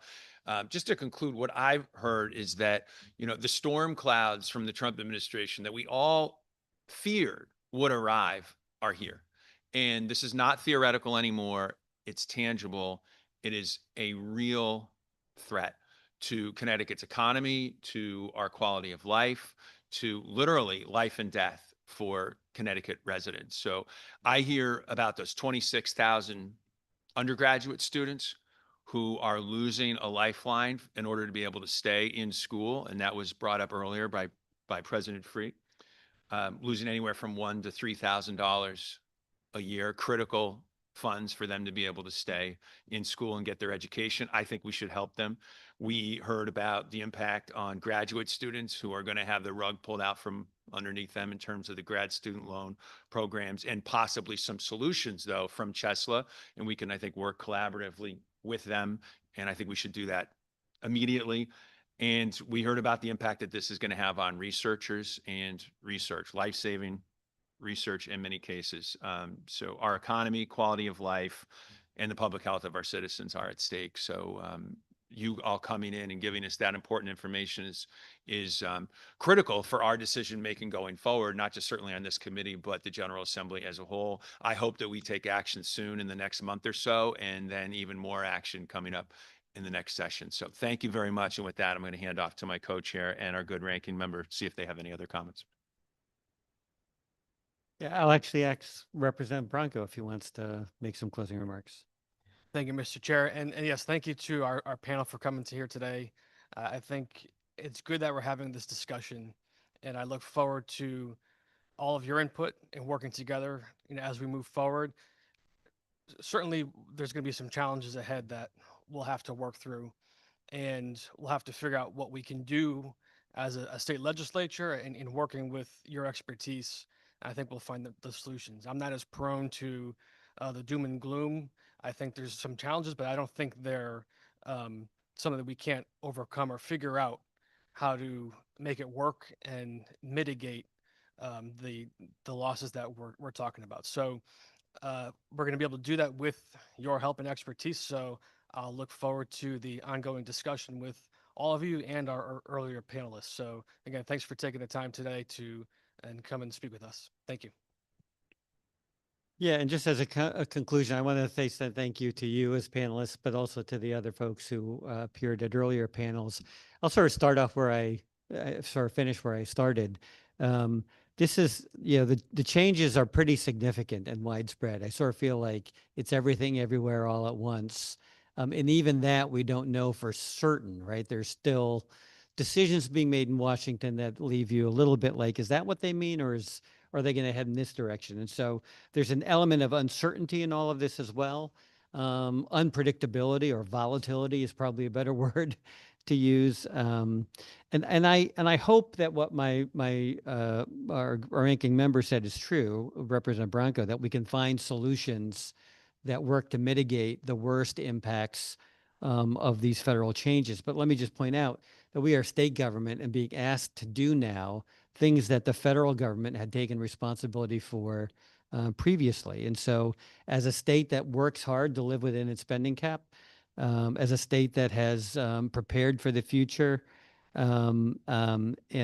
hopefully enough, as a state that has though is not yet fully out of our own fiscal woods in terms of managing our long-term debt and other things. These are challenges that are now face our state because these responsibilities are being shifted from the federal government to us here at the state government. So when you talk about loss of Pell eligibility or new restrictions on student loans, significant losses of federal grants, implications of lost revenue due to curtailment of the number of international students, loss of revenue because we've decided not to, we might be putting designations like Hispanic serving institutions at risk, loss of revenue because of reductions in Medicaid or SNAP programs, all federal funds. Those are all things that we will have to pick up and sort of mitigate some way, somehow, with an increasingly limited and restricted amount of money that we have available to us here in Connecticut. And so, at least under our current fiscal guidelines. So I hope that we can come up with solutions. I fear that what we'll actually experience is a mixed bag. Sometimes there will be things that we address and some things that we will deem unaffordable, and that people will be left out or without. And I hope that we can mitigate that as much as possible, but we'll see where we go. I'm grateful to the panelists for being able to put in perspective the challenge that we have ahead of us. I hope that folks in the executive branch have been listening in on this conversation. Again, I was a little bit underwhelmed by OPM's original analysis of these changes on this area of our state government. I don't think they're easily manageable, and I don't think that they certainly merit more than 2 sentences of summation. And so I hope that we can work collaboratively with them as well to find, first to understand what those changes are and what the challenges will be for us ahead. And with that, I will say thank you again to the panelists and to the participants and members of this committee, to our nonpartisan staff that did some great work in helping me understand the changes, and to our clerk for helping us organize the event. Thank you. And we'll see you again sooner than you think, in all likelihood.